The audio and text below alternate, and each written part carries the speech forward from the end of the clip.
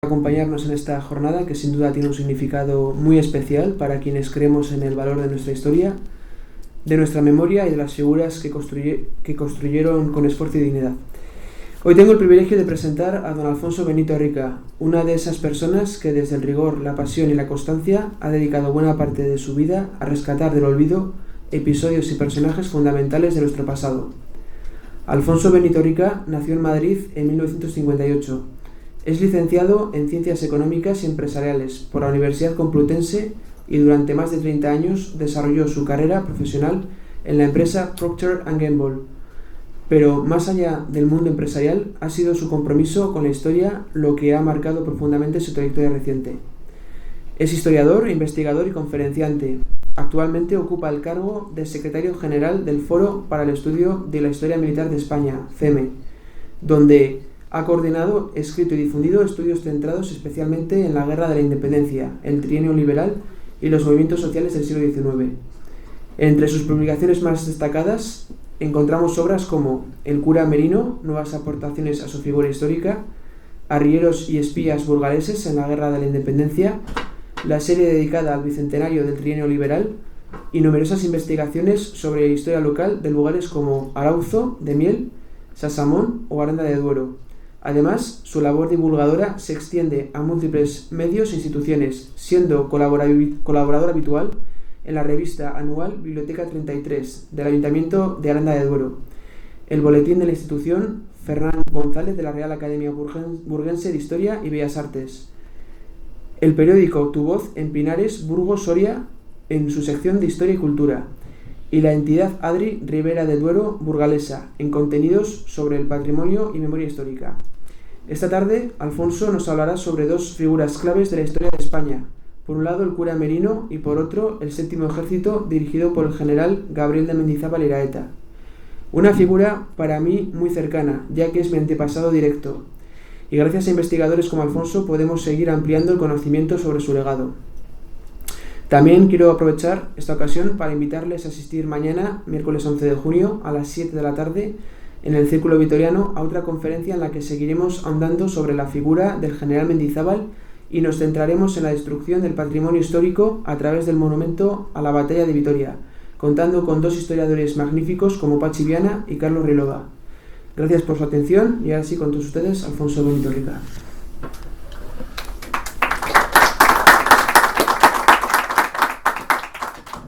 Muchas gracias a la Asociación Vitoria 2013 por invitarme a poderles contar una parte de lo que han sido mis investigaciones sobre estos dos personajes, puesto que en los 45 minutos, 50 minutos que podamos estar, da de sí lo que da. Pero bueno, espero que lo que les he preparado les resulte novedoso en alguno de sus extremos, que algunos de los mitos, visto la información que en los últimos años se ha podido recabar, pues podamos desmontarlos en aras de realmente conocer un poco más de lo que fue la realidad.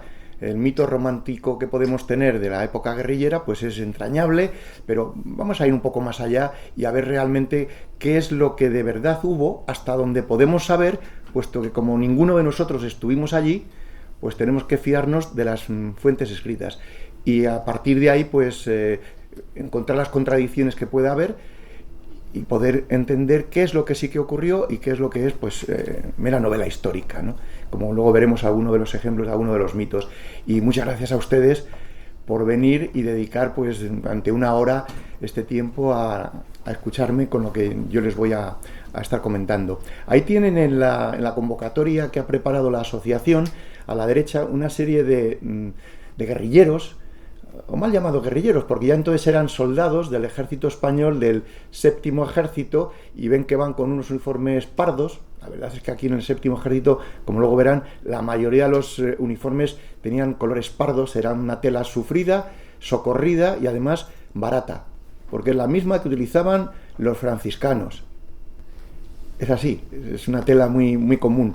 Y luego verán ahí delante, abajo, que hay un soldado, que ese sí que va uniformado, con el uniforme de línea de color blanco y los ribetes en verdes, que ese es el uniforme del provincial de Burgos. Estos sí que eran desde sus inicios soldados profesionales, que eran los suboficiales y suboficiales que en buena parte nutrieron al regimiento de la Arlanza, que era el regimiento pues de los agricultores, de los ganaderos, de la gente normal que se dedicaba a cualquier empleo y que durante un tiempo pues se unió al ejército obligado o voluntario, porque ahí habría mucho que hablar de quién fue voluntariamente y quiénes fueron obligados. Luego vamos a ver este ejército en la zona de Burgos, cómo se enmarca dentro del ejército que Gabriel de Mendizábal le tocó a partir del 1811 para coordinar sus acciones, y algunas de las cosas que se han ido descubriendo que pueden arrojar más información. Este es el mapa de la península. Están ahí puestas las carreteras que en este momento tenemos, que en gran parte difieren poco de las principales vías de comunicación. Y vamos a ver cómo estaban de 1808 a 1811. Aproximadamente el ejército español lo componían en torno a unos 100.000 hombres. Podría haber alguno más, alguno menos, pues depende en función de los que pudiese haber heridos o enfermos. La guerrilla entre 35.000 y 50.000, pero nunca estuvieron todos combatiendo conjuntamente. Les pongo un ejemplo. En la zona de Burgos está perfectamente documentado que el cura Merino daba licencia a algunos de los soldados para que fuesen a sembrar. Más adelante les daba, en el otoño, les daba licencia para salir del ejército en el verano para ir ¿a qué? A cosechar, a recoger la mies, porque de esa mies es de la que luego iban a comer los soldados que continuamente iban a estar empleados en el ejército. También los franceses, porque también recogían una parte de los franceses, y también pues había que atender al ganado, y no siempre las mujeres que quedaban, los hombres mayores y los niños podían atender. Y otra cosa que no se conocía es que los soldados en ocasiones obtenían la licencia para poder ir a trabajar, porque todos tenían que comer de un trabajo de unos hombres que estaban pues dedicados a pelearse.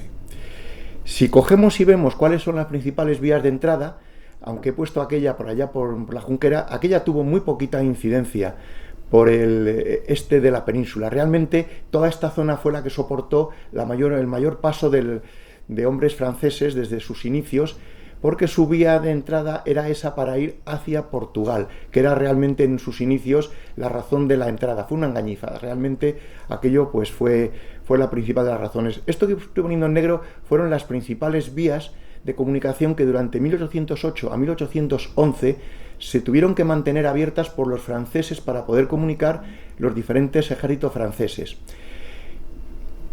¿Dónde estaban los ejércitos españoles? Bueno, pues estaban en las zonas que no estaban cubiertas, obviamente, por el ejército francés. Vemos que el ejército francés del norte, el de esta zona, pues tenía el 30%. ¿Y cómo podía tener el 30%, una tercera parte, si estaba realmente en la entrada? Pues porque tenían que mantener abiertas las vías de comunicación, que luego vamos a ver que ese fue precisamente la mayor labor que tuvieron los ejércitos que estaban dentro del séptimo ejército, y es que tenían que dificultar las comunicaciones todo lo que pudiesen, y lo hicieron con bastante eficacia. Hay que reconocer que fueron eficaces porque lo hicieron, y algunos fueron muy eficientes porque llevaron al extremo el realmente cortar las comunicaciones. ¿Dónde estaba el ejército español? Pues el primero estaba en la zona de Cataluña, donde podía, huyendo casi siempre del ejército francés, porque el ejército español no mantenía posiciones en esa zona. Lo que hacía era también interrumpir y estorbar todo lo que pudiese.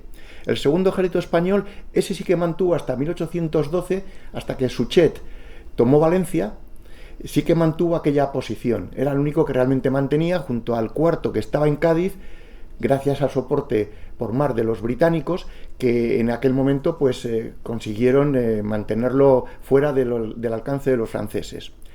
Y luego el ejército británico, su lugar preferido fue Torres Vedras como protección, todo el campo de Lisboa en aquella zona. Luego, cuando las cosas venían entre 1808 y 1811 mal dadas, por ejemplo en el invierno, se retiraban allá, y el ejército español se quedaba donde estaba, porque tenía que defender el espacio, puesto que no defendía las ciudades, salvo Valencia en aquel momento y Cádiz. Pero sí que teníamos una excepción en el sexto ejército español en La Coruña, aunque momentáneamente en 1808 sí que llegó hasta allá el ejército francés, pero se reembarcó Moore, pero en pocos meses aquello fue ganado otra vez y ya no volvieron los británicos a estar ni prácticamente en Asturias ni prácticamente en Galicia. Luego el sexto ejército español también mantuvo bastante bien aquellos puertos que eran por los que entraba buena parte del avituallamiento que hacía falta.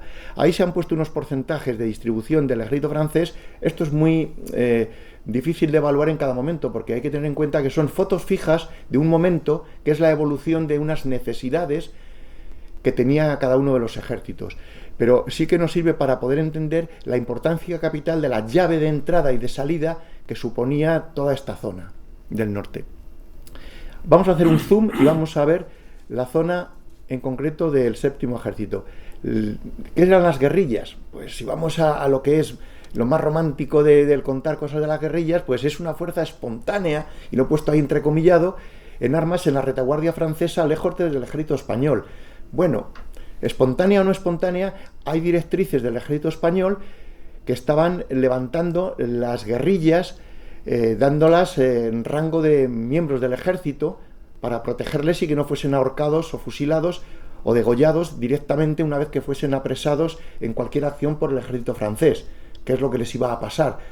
Y empezaron ya a armarse, pues la primera de ellas fue las partidas de la Cruz Roja. La Cruz Roja no la que conocemos ahora, sino la Cruz de San Andrés, que eran, en aquel momento eran las aspas del ejército español, era la Cruz de San Andrés. Luego se levantaron esas partidas, el cura Merino fue uno de los primeros que se acogió junto al empecinado en la zona sur, y a partir de ahí dijeron que somos ya soldados. Bueno, eran soldados de aquella manera, no iban uniformados, cada uno se vestía con la ropa que podía, que era la que traía de casa, y luego pues cogía los correajes de aquellos soldados franceses que apresaban y se les morían por el camino, los mataban, porque esa es la realidad, y utilizaban ropas francesas y buena parte de todo lo que le podían coger al ejército francés en la guerrilla.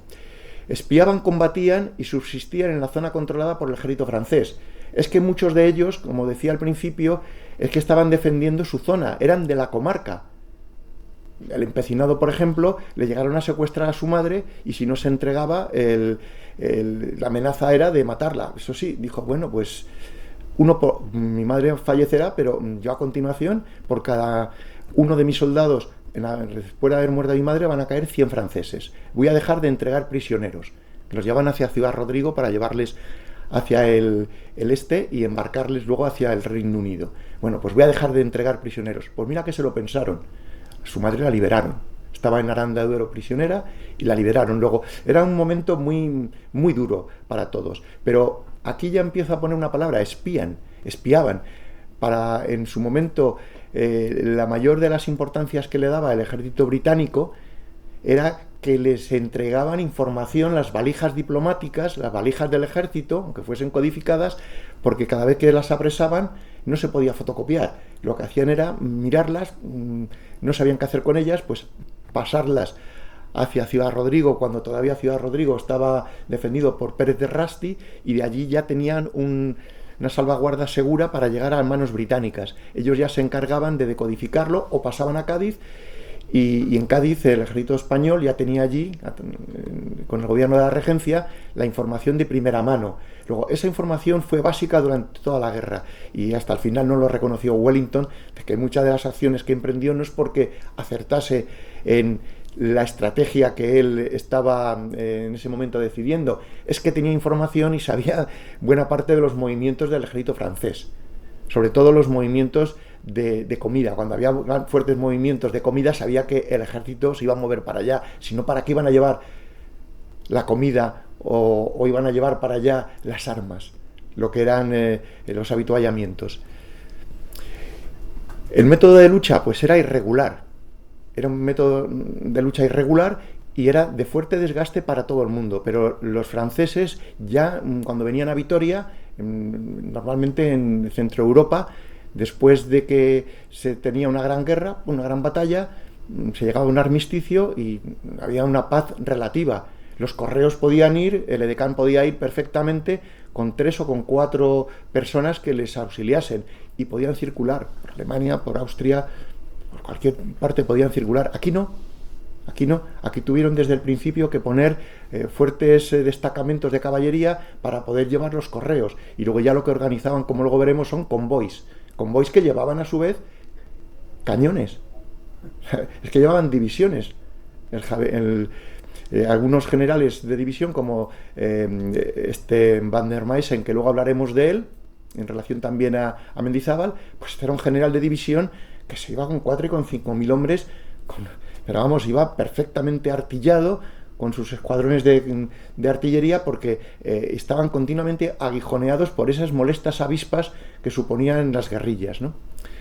Y luego, bueno, pues a mí me gustaba esta frase, es de la época, y decían: un guerrillero tenía un corazón de león, los pies de liebre y vientre de una mosca. Bueno, pues esto es un poco mito. Sí, corazón de león, porque en muchas ocasiones iba resabiado, había salido de casa porque le habían quemado las cosechas o habían matado a alguien de su familia, o en fin, salía muy cabreado, y ese cabreo le hacía que era realmente peligroso, porque iba a por todas, ¿no? Cosa que en el ejército de línea sí iban, pero iban disciplinadamente, pero estos iban muy indisciplinadamente, pero con una eficacia tremenda, ¿no? Desde el punto de vista local respecto a los invasores. Los pies de liebre, pues sí, es que muchas veces iban andando, tenían poca caballería y tenían que ir andando, pero conocían el terreno, conocían perfectamente los collados por los que podían pasar de unos valles a otros, y sabían dónde se podían guarecer, dónde había tenadas, donde estaba el ganado en el monte, y allí sabían que tenían un techado en el poderse guarecer. Esto era muy importante. Por eso podían desaparecer y aparecer a los 15 días, y decían: ¿y cómo esta gente aparece? Pues sí, aparece porque ha estado, dicen, en una cueva. Bueno, no hay tantas cuevas donde pudiesen estar. Solían estar pues en estas tenadas, en estos caseríos que están perdidos en la zona de montaña, ¿no? Y luego el vientre de una mosca, es que donde no hay mucho que comer, te acostumbras a con poco subsistir. Luego, esto pues es algo común. ¿Quiénes eran estos guerrilleros de Somosierra, de lo que es el sistema central para el norte? Pues uno de los primeros que empezó fue Juan Martín el Empecinado, que llegó a estar con Mendizábal como una especie de colaborador desde muy lejos, porque el Empecinado estuvo encuadrado en el segundo ejército, en el de Valencia, pero era una forma de taponar que no subiesen desde Madrid por toda la cuenca de las Alcarrias y de Guadalajara, que no subiesen ayudas del rey José al ejército de Napoleón, porque esta zona nunca fue la España del rey José Napoleón I, fue de ¿quién? De Napoleón directamente, de su hermano, del emperador. No sé si ustedes saben que hubo en 1808 una directriz de Napoleón que dijo: del Ebro para el norte, esto es Francia. El primer gobierno francés, capital, Barcelona. El segundo, capital, Zaragoza. El tercero, capital, Pamplona. El cuarto, estamos en ella, Vitoria. El quinto, Burgos. El sexto, Valladolid. Y el sexto, pues Salamanca. Y al séptimo ya se iba para arriba, ya estaba al otro lado de los Pirineos. Y así iban contando los distritos militares hasta que llegabas a la frontera con Bélgica, ¿no? Con los Países Bajos. Bueno, pues en este caso el general, que luego llegó a ser el general Empecinado del segundo ejército en la quinta división de este ejército, y Durán, el otro brigadier de la sexta división del segundo ejército, taponaban para que no viniesen ayuda y tampoco pudiesen ir de aquí a ayudar a Madrid. Luego, no siendo el séptimo ejército, pues colaboraban estrechamente, pues en este caso con el cura Merino. Espoz y Mina, primero el joven en Mina, hasta que le apresaron, quedó fuera de combate, y luego cuando su tío pues se hizo cargo de la guerrilla, pues Espoz y Mina es como adoptó el nombre de la guerrilla. ¿Qué más tuvimos? Bueno, pues tuvimos a Villacampa en la zona de Zaragoza, que ya también por ahí pues cortaba bastante las ayudas que pudiese venir de Suchet, de aquella zona, hacia este área. Longa, este vizcaíno, bueno, pues estaba en la Puebla de Arganzón. Hace 2 años Pérez de Santolaya vino aquí de una conferencia que pueden ver grabada, luego no voy a hablar más de él. Díaz Porlier, el único que sí que era militar junto a Renovales, que estuvo en Trafalgar, pues estuvo combatiendo lo que luego sería la división de vanguardia desde Cantabria, desde Potes, que es así como Mendizábal le nombró el responsable de la división de vanguardia. Bueno, pues fue el único que realmente era brigadier desde sus inicios y que era marino, pero que se reconvirtió en un militar de tierra después de Trafalgar, ¿no? ¿Y qué más tuvimos ahí? A Renovales. Hizo su carrera allá en el Mar de la Plata, en en Argentina, lo que entonces ahora es la Argentina, pero entonces era el Virreinato de La Plata. Estuvo en el asedio en los 2 asedios de Zaragoza y luego se replegó para acá y fue el que levantó pues las guerrillas aquí vizcaínas. Luego hubo otros como Herrero, Campillo, en fin, hubo otros guerrilleros que no tuvieron la suerte de destacar tantos como estos y estuvieron integrados dentro de las divisiones de estos grandes que acabo de mencionar, como Porlier, Renovales, Mina. Y bueno, pues tuvieron su papel, pero no tuvieron un ejército a su mando, sino que ellos formaron parte de otro ejército. Tengo que decirles que para ser guerrillero tenían 2 características. Una de ellas, tener iniciativa. Es decir, yo voy a levantar una guerrilla, voy a hacer tal acción. Me pongo en contacto con el ejército español para que me reconozca y me dé un grado. Sargento, capitán, teniente, es lo mismo, pero que me den la salvaguarda para que si me cogen no me cuelguen los franceses, ¿no? Luego, ¿qué tenía que tener? Aparte de iniciativa, liderazgo. Tenía que convencer a otros para que reconociesen que él iba a mandar y los demás a obedecer, porque esto no es una cooperativa. En el ejército no valen las cooperativas. Tiene que haber alguien que mande bien. Si manda mal, pues habrá que quitarle. Pero tiene alguien que mandar y los demás obedecer. No puede haber 17 cadenas de mando donde hay 17 personas. Tiene que haber uno que ordene y otros 16 que obedezcan. Uno que ordene, 16 que obedezcan, con un mando coordinado de otras unidades también. Bueno, luego teníamos a Tapia en la zona de Palencia, luego el 7º ejército se extendía mucho más allá. Este perteneció siempre a Julián Sánchez y sus lanceros, que tuvieron una actuación muy destacada aquí en la batalla de Vitoria. Estos reportaban al 6º ejército. Luego fijaos que el 7º ejército, por un lado, con el 2º estaba muy coordinado y con el 6º también, porque no tenía que ser de otra manera, tenía que estar coordinado para todo, para el paso de información, para poder coordinarse en los ataques y poder multiplicar el efecto de sus acciones. Y luego, pues aquí, en la figura de la que voy a hablar, que aquí nunca se había hablado, es del cura Merino. El cura Merino ya en 1809 ya levantó su partida de la Cruz Roja, y llevaban una cruz roja simplemente. Su uniforme consistía en la ropa que cada uno llevase y llevaban un paño blanco con la cruz de San Andrés y ya está. Soldados del ejército español. Viajaron a la Junta de Sevilla, que entonces no estaba la regencia en Cádiz todavía, no habían pasado todavía de Madrid los franceses, y le reconocieron que sí, que ya iba a ser una partida, pero de guerrilla uniformada, y llevaban solamente este pliego de tela blanca con la cruz. O sea, lo vemos así y dices, bueno, pues vaya un uniforme. Había que sentir el uniforme. Te reconocía el ejército, pues punto, a pelear. Y este pues fue el cura Merino. Que el cura Merino, ¿qué es lo que hacía una vez que pasaban las partidas del ejército francés? Pues no os voy a contar los pasos que tenía hasta que llegaban a Vitoria, pero una vez que llegaban a Vitoria, aquí ya sí que empezaban a entrar en un terreno. Una vez que pasaban la Puebla de Arganzón, ya pasaban Pancorbo, ya dejaban de estar en la zona que el Estelonga estaba controlando, y a partir de ahí ya se metían en la zona de la Bureba, donde Salazar, que estuvo durante bastante tiempo bajo el mando de Merino, nominalmente, porque luego al cura Merino nunca le hizo caso, igual que el cura Merino no hacía caso tampoco hasta que llegó Mendizábal a ningún superior. Él se movía y hacía lo que consideraba oportuno, y Castaños, que se supone que era el que tenían que mandar todos ellos, que obedecer, le obedecían cuando querían. Bueno, con el cura Merino una trifulca, porque resulta que a una de las partidas, que luego fue muy pequeñita, Tomás Borbón, el príncipe, porque había sido un sargento del regimiento de infantería del Príncipe,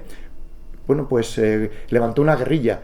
Castaño le dijo desde Valladolid, puedes hacerlo, y el cura Merino le desarmó y le dijo, tú bajo mis órdenes. Le encarceló y todos sus hombres pasaron a la guerrilla de Merino. Castaños, en un montón de cólera, le dijo, ¿tú qué estás haciendo? Si yo le he dicho que tiene la capacidad de poder levantar una partilla, no es para que tú le absorbas y le metas en la tuya. Claro, así podías tú crecer.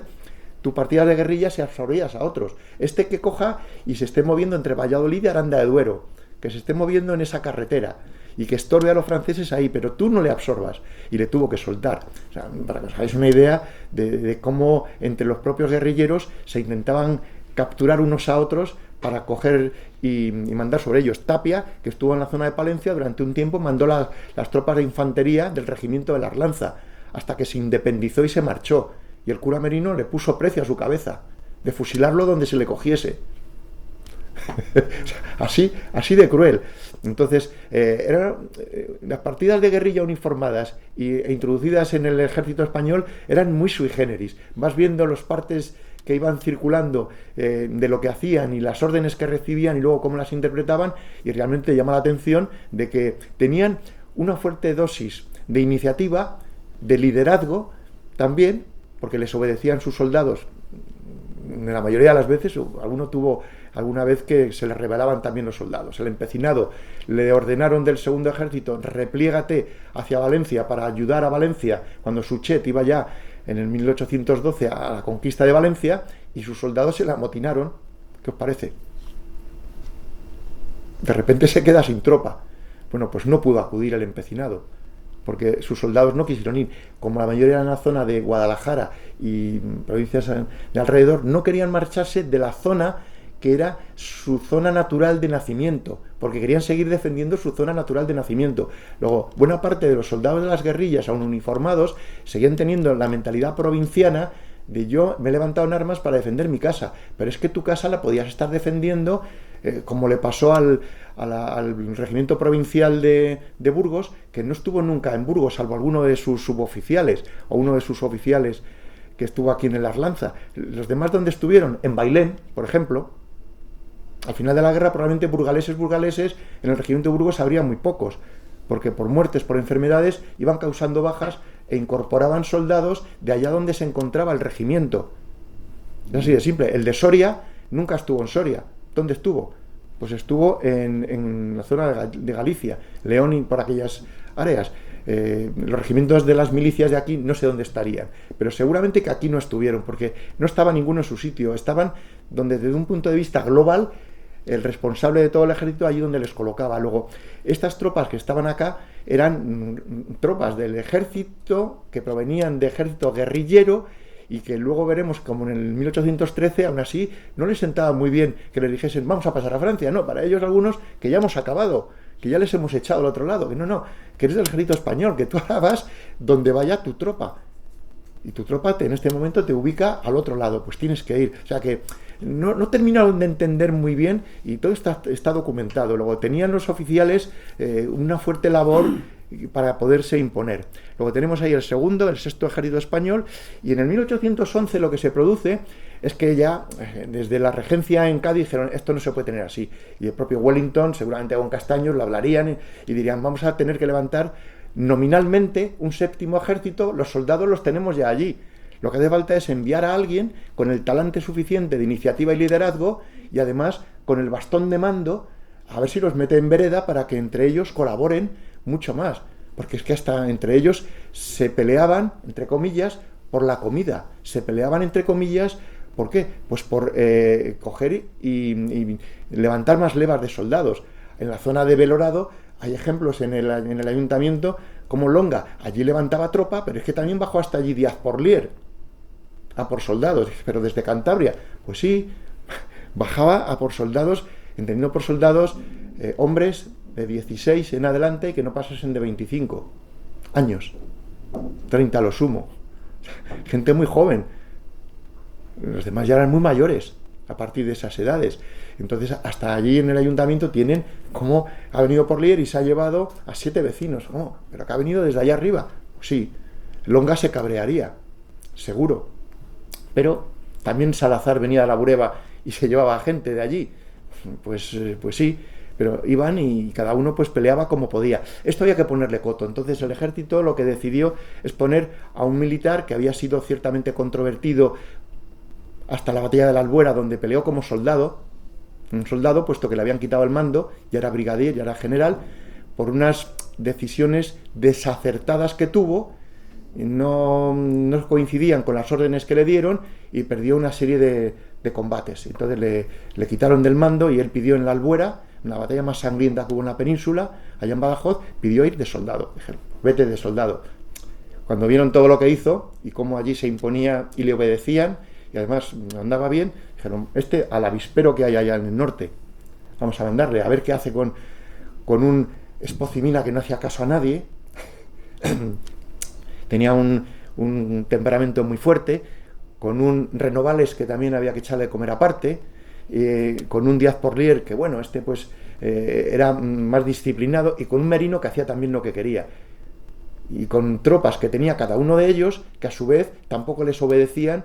A ver, sí, decían, yo te debo fidelidad como mi jefe, pero al final yo hago un poco en la zona donde estoy lo que quiero. Hay que entender que nunca iban todos juntos, no podían comer en una zona todos juntos. Se unían y se desunían en función de los golpes que fuesen a dar. Que necesitaba Espocimina un golpe que iba a dar en Arlabán, pues entonces unía a sus tropas y las enviaba para allá, pero no, iba al mando, pero no iban con todos, porque tenían que dejar en la retaguardia gente que preparase cuando regresasen dónde dormir, dónde comer y cómo abastecerte. O sea, esto era imprescindible. Y luego los heridos que llevabas, dónde cuidarlos. Luego tenías que ir dejando el semillero por el camino. Cuando te fueses a replegar, sí, heridos ibas a traer. Algunos no iban a poder venir porque habían fallecido. Luego, no todo el mundo estaba dentro de estas unidades siempre peleando. Luego, cuando decían, aquí ha estado la partida de Espocimina o la de Renovales, no quiere decir que Renovales estuviese allí. Era alguien de su partida. Pero no siempre estaban los que... Si no, es que esta gente no dormían poco, pero tenían un mínimo de descanso que tener. Luego, volviendo al cura Merino, una vez que bajaban de Pancorbo para abajo, ya era un terreno del cura Merino. Fijaos que desde Burgos, allí, o bajaban a Madrid, ya se enlazaban con el ejército del rey José, o se iban hacia Valladolid para caminar camino hacia el ejército de Portugal, con Marmont allá, y una de las dos vías tenían que tomar. Luego el cura Merino, una de sus principales tareas era hacer que si iban a Madrid tardasen 2 días más, que son los 60 kilómetros que tenemos, en vez de ir por la zona de... A ver si saco el puntero aquí. Bueno, no consigo sacarlo. En vez de venir de Burgos, que estará ahí en el centro, bajar directamente a Madrid, pues si ustedes van por Valladolid, van por Segovia, van hacia Madrid, por la Sierra de Guadarrama, tienen 60 kilómetros más. Eso suponen, para un ejército en marcha, 2 días de camino extra. A nadie le apetece hacer 2 días de camino extra cuando a Madrid puedes llegar con 2 días además las tropas más descansadas.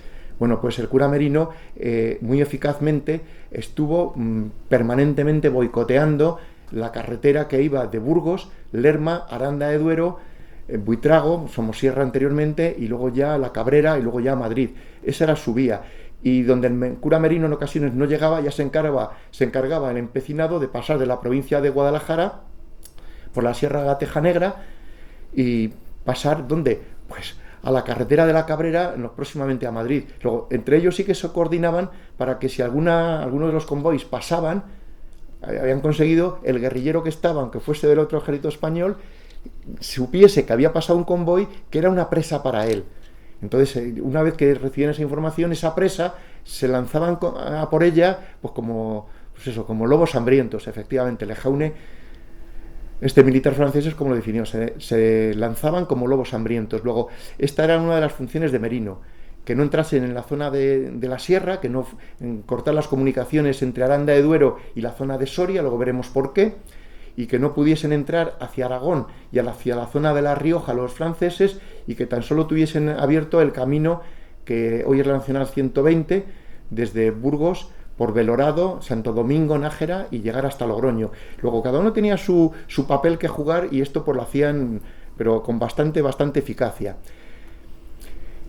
General Mendizábal, en 1811, le dicen, vete para allá, acepta encantado el venir a toda esta zona y saber que tenía aquí un avispero que poner en orden, y lo primero que hace, desde que le nombran el día, por una real orden del 16 de febrero del 1811, llega creo recordar que es por barco al norte, desembarca, y durante unos meses lo que hace es estar viendo con Renovales, con las tropas que estaban dentro de Renovales, como el Pastor, como Jáuregui, con Díaz Porlier, cuál era la situación en todo el norte, para ver la mejor forma de los desembarcos y poderse coordinar para recibir todos los habituallamientos y el envío de prisioneros franceses para el Reino Unido. Y luego, pues, lo que hizo el día 28 de febrero, esto está en un documento que es una delicia leerlo, en la Diputación Provincial de Vizcaya, el archivo de Longa que compró la Diputación, del cual Pérez de Santayana ya habló hace 2 años, pues es una delicia leerlo. No habló él en aquel momento vi su conferencia de esta parte, pero lo que hizo es, ya conozco a los dos máximos responsables que voy a nombrar aquí en el norte, que son Renovales y Díaz Porlier, ahora tengo que ir a ver a quién nombro los responsables de la zona que me pilla hacia el este. Espocimina estaba llamado a ser el que iba a nombrar, y luego al sur pues el cura Merino. Entonces el 28 empezó por Celada, salió de Potes y estuvo en Celada. El día 1 de diciembre en Moneo, el día 3 de diciembre en Oña. Vayan, se han dado cuenta, si van por el camino y van ubicando, que iban bastante deprisa en pleno invierno, con un frío que pelaba. En aquellos años los inviernos fueron durísimos con nieve, iban tropas solamente de caballería, y estos son los pueblos en los que pasaron y pernoctaron o comieron. Y lo iba reflejando la tropa de Longa, que fue el que la acompañó en todo el camino. Fue Longa con Mendizábal, y luego iban con cada uno de los responsables de esas áreas que les iban acompañando, porque eran los mejores conocedores. Longa no conocía la zona castellana, ahí ya le cogía al cura Merino con alguno de sus oficiales y le fueron acompañando. Entonces entraron por Poza de la Sal, el 5 de diciembre Villafranca, Montes de Oca, por ahí pasaron por la zona de un puertecito que hay allá, donde ahora están los pantanos de Uzquiza y de Arlanzón en Burgos, fueron a Campolara, no pasaron por el puerto que tiene la carretera que baja de Nájera a Salas de los Infantes, porque en Salas de los Infantes solía haber un destacamento francés. Entonces no querían ser descubiertos, y que el general en jefe del séptimo ejército estaba por allí, porque entonces sí que en Burgos, basta que lo supiese el general Rey, ya hubiese mandado a mover a todas las unidades para ir a la caza del general Mendizábal. Y lo hicieron tan sigilosamente que los franceses nunca supieron que el general Mendizábal hizo toda esta tournée turística. Se la recomiendo como tournée turística en verano. En invierno no, pero Mendizábal lo hizo en invierno. Entonces, una vez que estuvieron en Salas de los Infantes, fueron hacia Palacios de la Sierra, y aquí dices, ahí va, ¿y cómo se van hacia el este? Hacia el centro de lo que son los Campos de Pinares, porque en aquella zona es donde estaba el depósito de prisioneros que Merino solía llevar allá, para que luego, cuando se pudiese, se llevasen a Longa, y que Longa los llevase a Potes, y de Potes ya los llevase Díaz Porlier hacia alguno de los puertos, descargasen habituallamiento y metiesen franceses, bueno, tropas francesas, que podían ser polacos, como luego veremos, o de otra nacionalidad. Luego lo que fue es a revisar los campos de prisioneros y a revisar los campos de entrenamiento, que en aquella época los tenían allá en la sierra. Eso fue lo que se estuvo haciendo, esa extraña visita que hace en zigzag, que parece que va a perder el tiempo, de Campolara a Salas de los Infantes, de allá a la sierra, y de ahí pasa a mi pueblo. El 9 de diciembre está en Arauzo de Miel. Allí el cura Merino fue uno de los campamentos que tuvo durante bastante tiempo, ahí, y en el Trienio Liberal y en la Primera Guerra Carlista. Por lo que fuese allí, se le debió de tratar muy bien, y pasó bastante tiempo en Arauzo de Miel. De allí pasó a Peñaranda de Duero, y yo cuando vi esto dije, ¿cómo puede ser que 15 kilómetros utilice un día para pasar? Y en pleno invierno, que ya está saliendo de la sierra y va ya a la zona de la ribera, que el clima es mucho más benigno. Pues tenía su razón, porque en aquel momento la Junta Superior Patriótica, el poder civil en Burgos en la clandestinidad, estaba allí, en Peñaranda de Duero. La habían deshecho, como luego veremos, en Villacadima y en Grado del Pico. Habían apresado a los franceses gracias a un traidor burgalés, que era el jefe de policía de la provincia de Burgos, que luego también aparecerá en un documento, y entonces una de las columnas móviles apresó a la Junta Política de Burgos, y los que no estaban allá en ese momento reunidos y estaban fuera haciendo sus cometidos en otras zonas, fueron los que volvieron a reconstruir la Junta Provincial de Burgos, y en aquellos días pues estaban en esta zona. De allí pasaron a...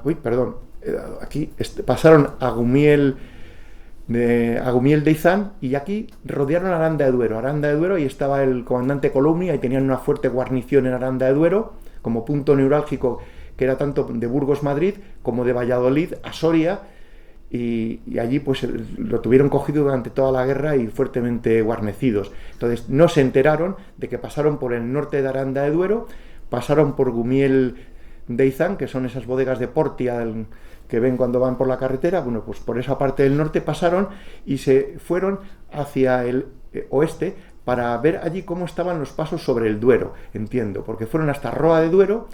Tuvieron allí, no entraron en Roa, porque Roa también solía tener guarnición y no querían ser descubiertos, pero sí que tuvieron que pasar por San Martín de Rubiales, que es el puente anterior a Roa que hay sobre el Duero.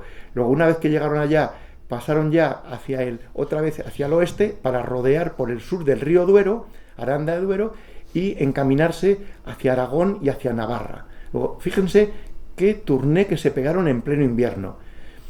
De allí pasaron por Fuente Césped a Ayllón, lo que hoy sería Segovia, y a partir de ahí, del 14 de diciembre al 3 de enero, ya no he hecho un salto para irnos a Sangüesa, que es donde quería llegar. Ahí se unió a Espozimina y ahí es donde él decidió, seguro que fue en ese combate, en esa batalla, que su segundo al mando del séptimo ejército no iba a ser Díaz Porlier, cosa que a Díaz Porlier le sentó muy mal, que nombrase como el segundo del séptimo ejército, el segundo jefe, si a él le pasaba algo, a Espozimina. Y es cuando le vio, textualmente está escrito, fue la acción de Rocaforte, el día 11 de enero. Fíjense que llega a Sangüesa el día 5, hasta el día 11, ¿qué es lo que hace? Pues porque estaban tropas francesas y estaba Espozimina y les estaban midiendo las fuerzas, y los franceses le estaban midiendo las fuerzas. Hasta entonces las tropas guerrilleras lo que hacían era emboscar, pero Espozimina ya se sentía fuerte como para poder plantarle cara, levantar la cabeza y decir, que estoy aquí. A ver quién ataca primero, quién encuentra el punto débil del enemigo y lanza el ataque, y te lanza un ataque de cara, no esperándote para emboscarte. Entonces, cuando eso Espozimina lo está urdiendo en este momento, dijo, yo a por este sí que voy, a por este puedo, me siento con fuerzas. Claro, pues habría que ver la cara de sorpresa que tuvo que poner Mendizábal, que dijo, que hace 3 años era un labrador, que sí, que estuvo en el ejército como soldado, pero que ahora está diciendo que va a medirse con un general francés, que le va, y le cedió el mando a Mendizábal, y le dijo, mi general, ¿quiere mandar? Dijo, no, mándelo usted. Y el general Mendizábal estuvo de espectador, de cómo daba órdenes, cómo contramarchaba, y ganó la batalla eso sí que fue más que un combate, fue una batalla, la de Rocaforte. Estuvo Mendizábal unos días más allá, pero ya el 15 de enero se marchó, ya estuvo en Calahorra, ya estaba entrando de nuevo por el Valle del Ebro y ya iba de camino a Potes. De allí ya saltó, en enero estaba el 17 en Arnedo, hay un salto de 4 días, por no cansarles no le pongo más detalles, el día 21 ya está en Quintanilla de Sagarcía, ya va hacia la zona de la Bureba, y ya está el 22 en Poza de la Sal, el 23 ya está en Moneo, y el 3 de febrero en Potes. Fíjense qué vuelta se hizo en pleno mes de enero, teniendo que eludir las columnas móviles, que aunque serían escasas también las habría, de los franceses, y no pasando por los puntos principales de avituallamiento. Él lo que quería era ver precisamente cuál era la fuerza que tenían tanto el cura Merino como Espozimina, y cómo controlaban a esos otros guerrilleros que los tenían encuadrados dentro de sus batallones y que les podían obedecer o no, porque a veces no les obedecían, simplemente decían que no habían recibido la orden. El caso es que no estaban donde se les esperaba, y si tú les esperabas para que te apoyasen en una acción y no venían, pues resulta que te podían dejar con las espaldas al aire, por no decir otra parte menos noble de la espalda. Bueno, pues esto es lo que seguramente, porque no ha escrito sus memorias Mendizábal, estuvo viendo. Luego ya tenía un cuadro bastante claro en el mes de febrero de con qué fuerzas contaba, cuáles eran las guerrillas uniformadas que tenía, las que iban todavía con malos uniformes, y de qué manera podía mover esas piezas como en un gran tablero de ajedrez para poder moverse como un ejército, es decir, coordinado para atacar, no para simplemente emboscar, que es lo que hasta entonces estaban haciendo, y no era algo fácil de hacer. El caso es que, bueno, aquí he puesto la frase que antes le dije el coronel entonces Lejeune, que dice, los guerrilleros se comportaban como lobos hambrientos, pero el general Mendizábal probablemente ya quería algo más que guerrilleros como lobos hambrientos, sino como soldados disciplinados que fuesen capaces de atacar una posición, conquistarla y luego mantenerla, ir conquistando terreno y mantenerlo. Eso era lo difícil, que hasta entonces no se había conseguido. Bueno, ¿qué es lo que Mendizábal además hizo? Pues ya en el 1812, con esta película que tenía del con qué fuerzas contaba, pues ya empieza a hacer los partes como un regimiento que está dentro de un ejército, y aquí, bueno, pues ya el primer cuerpo de ejército es el de Juan Díaz Porlier, y le designa como de vanguardia. Hay bien a la derecha que a su vez lo subdivide en varias unidades, y ahí estaban ya pues todos los guerrilleros que a su vez estuvieron en un momento determinados como actuantes por libre y que a partir de ese momento pues ya tenían que estar supeditados a estar donde se les ordenaba y no a tomar iniciativas como hasta entonces habían tomado. Y fíjense que no aparece como el primer cuerpo de ejército el de Merino, no aparece Merino como coronel, porque en aquel momento era coronel, y se conoce que Mendizábal en un principio no tenía muy claro que el responsable de esa unidad en toda la zona de la meseta central iba a ser el cura Merino el que iba a mandar. No lo tenía muy claro. Pero a mí lo que me llama la atención de este documento, y luego verán por qué, es que está expedido en la imprenta el 8 de agosto de 1812. Yo creo que esa fecha debería de ser anterior. Anterior porque Mendizábal ya lo tenía muy claro, puesto que había estado en el invierno visitando a cada uno de los 4 comandantes que iba a designar, y sin embargo a Merino le pone como relegado, como coronel, que estaría al mando de un batallón, de un regimiento con varios batallones, pero no parece que está predestinado a ser el responsable de una unidad completa de ejército. Y el propio Mendizábal, por una acción que ahora vamos a ver a continuación, le recomienda como brigadier y responsable, y además responsable en el mes de abril de 1812, y todavía le pone aquí en este documento, en agosto, como coronel. Luego este documento sí es oficial, está en el archivo militar del ejército, pero no sé, yo para mí que hay algo raro en esa fecha que no me cuadra, porque él ya había promovido a brigadier al cura Merino en el 1812, en la segunda quincena del mes de abril. Pero es un documento muy bonito que para mí al menos me permite ver cómo, bueno, y hay más documentos de Mendizábal en el archivo Longa con respecto a Porlier y a Renovales, que no les he traído porque el que he traído es en el que aparece aquí el cura Merino. Uy, perdón, no estaban viéndole el cuadro, se está hablando con... Es este el cuadro. Discúlpenme que yo estoy viendo el cuadro siguiente que va a salir y el que deberían de estar viendo. Luego ahí ven en este cuadro cómo el cura Merino está puesto como coronel en unas fechas en las que él ya era brigadier y ya era algo más que el responsable de un regimiento. Era de varios regimientos. Luego, este documento, hay que ponerlo en salvaguarda, es auténtico, pero para mí que ahí se les ha bailado una fecha, porque ya el cura Merino era el responsable antes de esta fecha. La uniformidad de estos cuerpos de ejército, pues aquí tienen el del 7º ejército, la división de Castilla, que era como la llamó Mendizábal, y era mandada por el brigadier Jerónimo Merino desde sus inicios, desde abril de 1812. Pues tenía un primer regimiento de La Rioja llamado, que es el de la izquierda, ese uniforme. Ven que todas las casacas eran muy parecidas, eran cortas, aquí eran de color azul. Luego el regimiento del batallón de Bureba, luego el segundo de tiradores de Castilla, luego tienen otro, el de la Arlanza, que es el de la izquierda de abajo, otro el de granaderos de Castilla de color marrón. Fíjense que hay muy pocas variaciones porque tampoco tenían una creatividad muy alta ni tela suficiente para tener mucha variedad.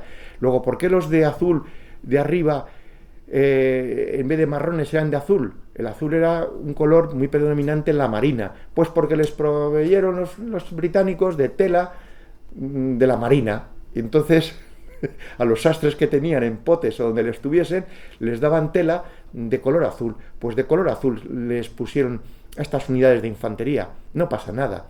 Los húsares eran más guapos, eran menos en número, entonces les ponían ya unas casacas mucho más bonitas, más elaboradas, con esos cordones tan bonitos, ¿verdad?, que servían para parar los golpes. Cuanto más tuviese era como una especie de coraza.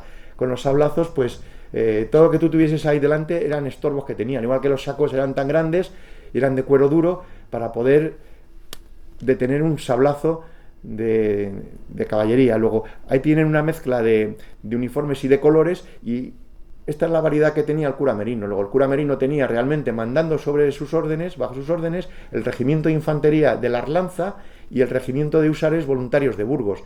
Las otras 5 unidades nominalmente estaban a sus órdenes, pero estaban a veces muy lejos y en otras ocasiones no les daba tiempo a llamarlas para una acción. Entonces es muy bonito verlo así, pero nominalmente solamente.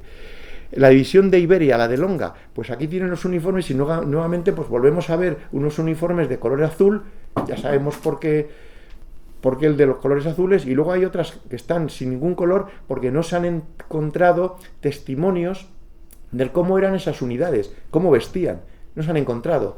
Entonces, esta investigación está hecha, que me olvidé anteriormente de decirlo, por Francisco Vela, un historiador que pertenece, como yo, como Justo Bobadilla, al Foro para el Estudio de la Historia Militar de España.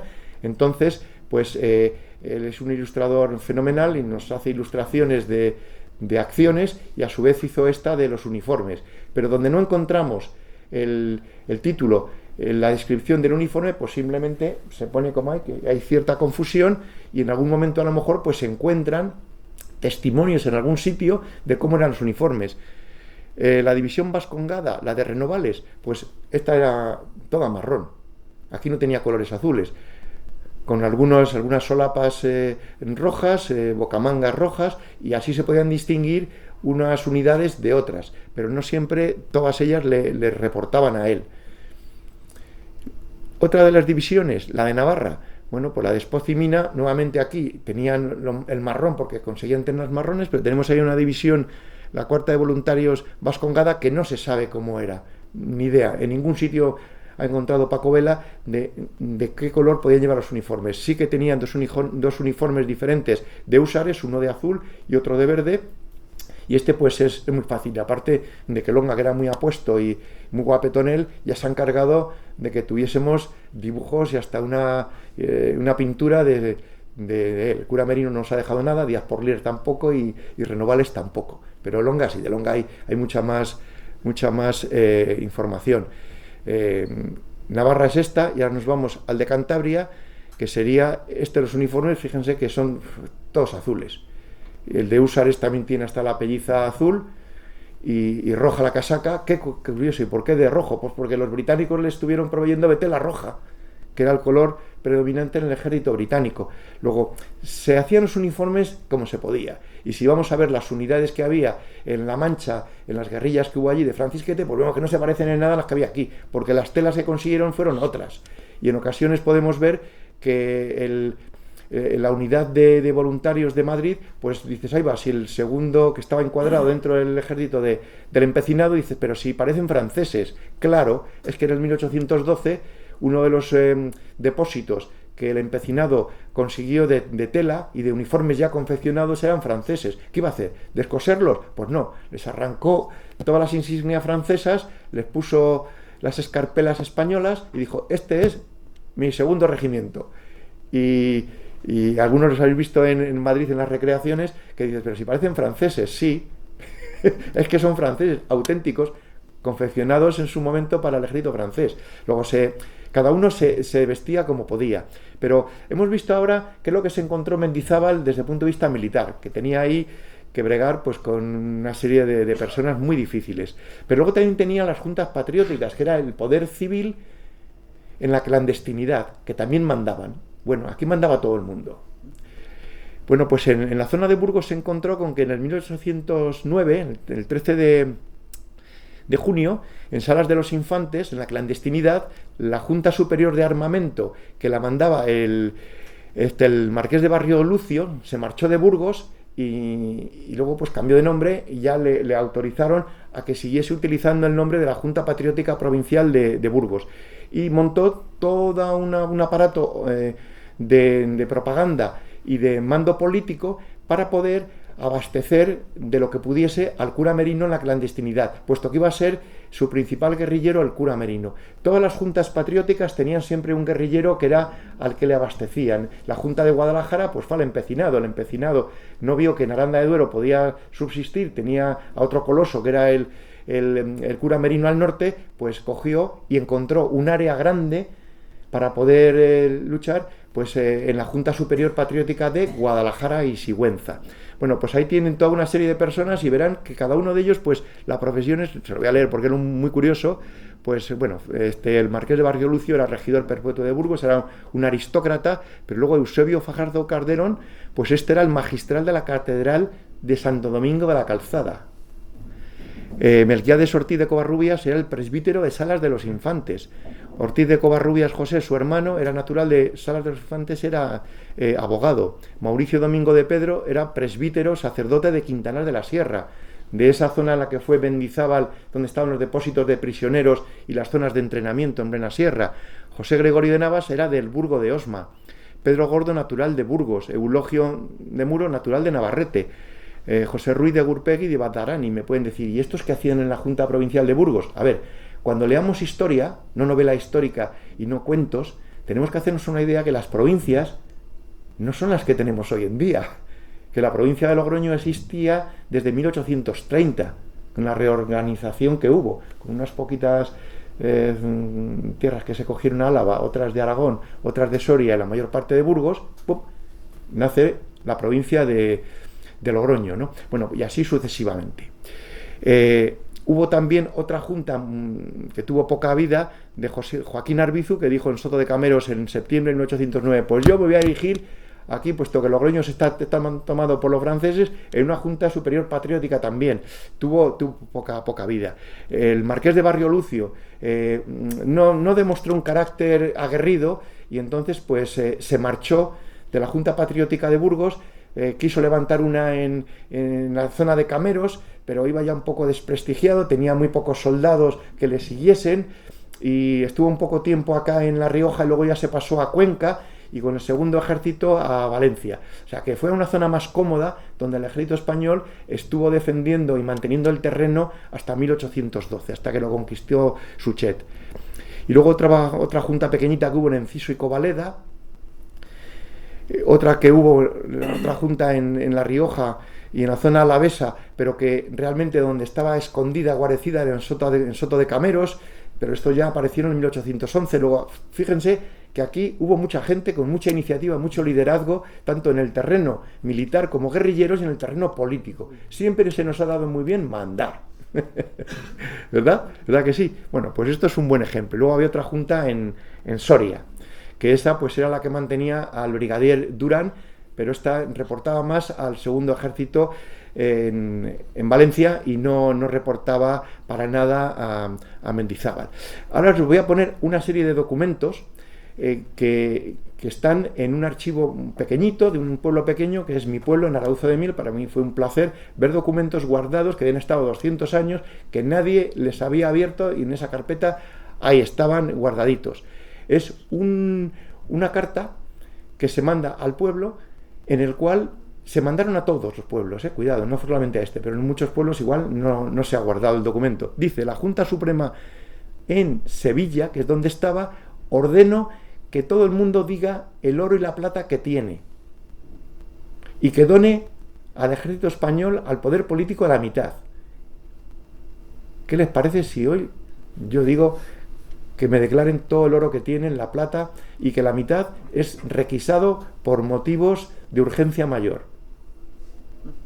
Que puede ser una guerra o un déficit presupuestario, cuidado, y no voy a hablar de política. Una necesidad del Estado. Bueno, pues donde había oro o plata y te llevas la mitad, ya sabes dónde puedes ir a buscar la otra mitad, ¿verdad? ¿A que sí? Cuando tengas más necesidad. Bueno, pues esta directriz se recibió en todos los pueblos. Entonces, esta carta la reimprimían en cada provincia. Si había un poder político que tenía una imprenta en la clandestinidad, porque en Valencia era muy fácil hacerlo. No estaba conquistada por los franceses hasta 1812, pero en esta zona nuestra, pues estas circulares, valga la redundancia, les puedo asegurar que se circularon en la clandestinidad. Luego, por un lado, en los pueblos recibían la presión de los franceses que querían requisar, y por otra parte, el propio Estado español les estaba diciendo que para mantener el ejército tenías que colaborar aunque estuvieses en terreno ocupado. Una doble imposición. Esta es la realidad de aquella época, y esta en este caso es de 1811. Otra circular muy típica en todos los pueblos, pues esta que está también en el archivo, está de 1810 y es del ejército francés. Esta ya está enviada desde Burgos como quinto ejército español, en el cual, fíjense que va en francés y en español, igual que una que pueden ver en el Museo de la Armería, que está impresa aquí, pero en la clandestinidad, y está enviada por Besiers, por el duque de Istria, desde Valladolid, que es donde estaba entonces él como responsable del ejército del norte, y les está dando pues una serie de directrices, como es que al que se levanten armas, que se le encuentre con un arma, bueno, la típica amenaza, que será pasado por las armas a todo civil que esté sin uniforme, ¿no? Bueno, pues esta en este caso pues está escrita por el conde d'Orsén desde Burgos, desde el quinto ejército, y está circulada por todos los pueblos de la provincia entonces de Burgos, que era también hasta Logroño, hasta Nájera, hasta otros puntos. Luego, seguramente que en estos ayuntamientos, en alguno, digo yo, que pueden estar guardadas este tipo de directrices. Son muy útiles de leer, no les he puesto todo el texto que hay entre medias, pero te ayuda a entender y a poder encontrar explicación a un relato. Y ahí les he señalado abajo José Ángel Moreno, porque este era el responsable político al servicio del gobierno francés en Burgos, o sea, lo que tradicionalmente se llama un traidor, desde el punto de vista de los patriotas, ¿no? Y al que el cura Merino le puso precio a su cabeza, por lo que luego verán. ¿Cómo era el cura Merino? A los ojos de Mendizábal o de Wellington. Bueno, pues según Pío Baroja, voy ahora a la novela histórica, pues era un cura de misa y olla, hombre. Fue un poco duro, muy anticlerical, que fue este Pío Baroja, pero les recomiendo leer sus novelas históricas, porque todo lo más alejado de ser un comedor enfervecido. Su biógrafo no lo cuenta así, pero un biógrafo que era liberal, igual que el cura Merino luego acabó siendo carlista, que llegó a ser el gobernador del Banco de España. Bueno, pues este hombre, cuando hizo sus memorias, Ramón Santillán, que pueden ver su casa en Lerma, era de Lerma, y entró como estudiante de Derecho en las tropas del cura Merino como guerrillero. Bueno, pues dice que comía poco. El cura Merino comía poco, que diga Pío Baroja que era un cura de misa y de olla, de comer bien, pues no. Entonces, hay una buena parte, si leen las novelas históricas, que son muy entretenidas, pero hay algunas cosas que no pueden ser ciertas, porque los contemporáneos que pueden ser hasta luego contrarios políticamente en la guerra carlista o en el trienio liberal, dicen otra cosa. Para Wellington sería un español más por el que no sentía gran aprecio, y que sí, que le mandaba remesas de correos franceses y le eran muy útiles, y muchos prisioneros franceses que salían por los puertos del norte de España. Bueno, pues me era útil, pero simplemente lo usaba por su utilidad, ¿no? Para los franceses, en todos los partes que hay, en el archivo histórico de Madrid, del Ministerio de Defensa, que fueron aprendidos al ejército francés del norte, aquí, después de la batalla de Vitoria, y que no se pudieron llevar, que los que no se perdieron por el camino en la batalla, que abrieron cajas o sirvieron para encender chimeneas, que dicen, ¿no?, que muchos papeles los lugareños los utilizaban para encender chimenea, ¿no? El papel era algo escaso. Están depositados en Madrid, en el archivo del ejército francés del norte, en francés, como ellos los escribieron, a mano, como ellos los hicieron. Bueno, es una delicia el poderlos leer. Cuando se están refiriendo en el ejército francés del quinto gobierno al cura Merino, nunca, jamás le llaman Merino. Siempre dicen le curé, el cura, le curé. Siempre aparece esa palabra. Tan solo he encontrado en las 100 y pico veces que le nombran el curé de Villoviado, el pueblecito al lado de Lerma, de donde era cura y donde él había nacido. Sino, por lo demás, cuando en Burgos hablaban de el cura, solamente había uno, Merino. O sea, era tal el pavor que le tenían, que luego veréis de qué forma hacían las requisiciones, con qué columnas móviles. Luego, para el ejército español, pues era un oficial disciplinado hasta cierto punto, o indisciplinado, pero era muy eficaz, porque hacían que tuviesen que dar una vuelta a los franceses por Valladolid usando 2 días más. Y tal fue así que él tuvo, por necesidades de aprender armas al ejército francés, como ya no le pasaban por su camino, pues lo que hizo fue ir por la carretera de Palencia, por la carretera de Valladolid, a aprender a los que iban desviándose por aquellas carreteras para venir a Madrid, o que regresaban de Madrid hacia el norte, por lo general, pues con obras de arte saqueadas, o con heridos, o con las familias de los oficiales que no querían estar en España, y esto no era como ir a Italia o ir a Alemania, ¿no?, porque la guerra aquí continuaba. Luego, bueno, pues no ocultaba el cura Merino en sus escritos la dureza de sus acciones, fusilaba. Yo diría que fusiló a pocos, degollar a muchos. Veremos en textos del siglo XIX que decían que el cura Merino fusilaba, ¿no? Luego verán por un escrito que que se ha encontrado en el archivo histórico del Ministerio de Defensa, que para qué iba a gastar una bala, un cartucho, nadie, en sacrificar, en ejecutar a un prisionero o a un desertor. Lo que voy a decir es duro, pero ¿para qué gastar munición, que era escasa? Se le degollaba. Es que se han encontrado en determinadas informaciones donde aparece diciendo que los ha degollado. Y lo dice, y lo decía hacia su superioridad, a Mendizábal, en concreto. O sea que, bueno, pues la vida era así de dura, ¿no? Luego tenía poco tacto en las relaciones personales, era una persona muy huraña, muy introvertida, todo lo que queramos, pero era muy, muy eficaz. Su imagen era dura e inflexible, y así es como ha pasado en la literatura de la novela histórica. Y bueno, como comandante de Castilla la Vieja tuvo poco tacto político cuando en 1813 le nombraron el jefe político de Burgos y ya estaba la guerra de la independencia, ya estaba pasando los Pirineos hacia el norte. A él le dejaron aquí, considerarían Mendizábal y Castaños que no era un oficial para poder mandar tropas ya de forma ofensiva, en una forma distinta a la guerrillera, y le dejaron aquí para perseguir a los forajidos propios, a los desertores, como luego verán. Este es uno de los documentos que está en el archivo histórico del Ministerio de Defensa, está cogido de un microfilm, y aquí pues podía haber cogido más, pero he cogido el del cura Merino, y verán que en esa época, en el 1811, cuando estaba a punto de llegar Mendizábal, pues dice las partidas que hay en La Rioja, y esto es una nota del ejército suelta, en la que dicen Jerónimo Merino, compuesto por 400 caballos, tiene tal, dice, y le reportan don Juan Tapia, que fue el que luego se le marchó y le puso precio a su cabeza, y que es el que llevaba por la infantería del regimiento de la Arlanza.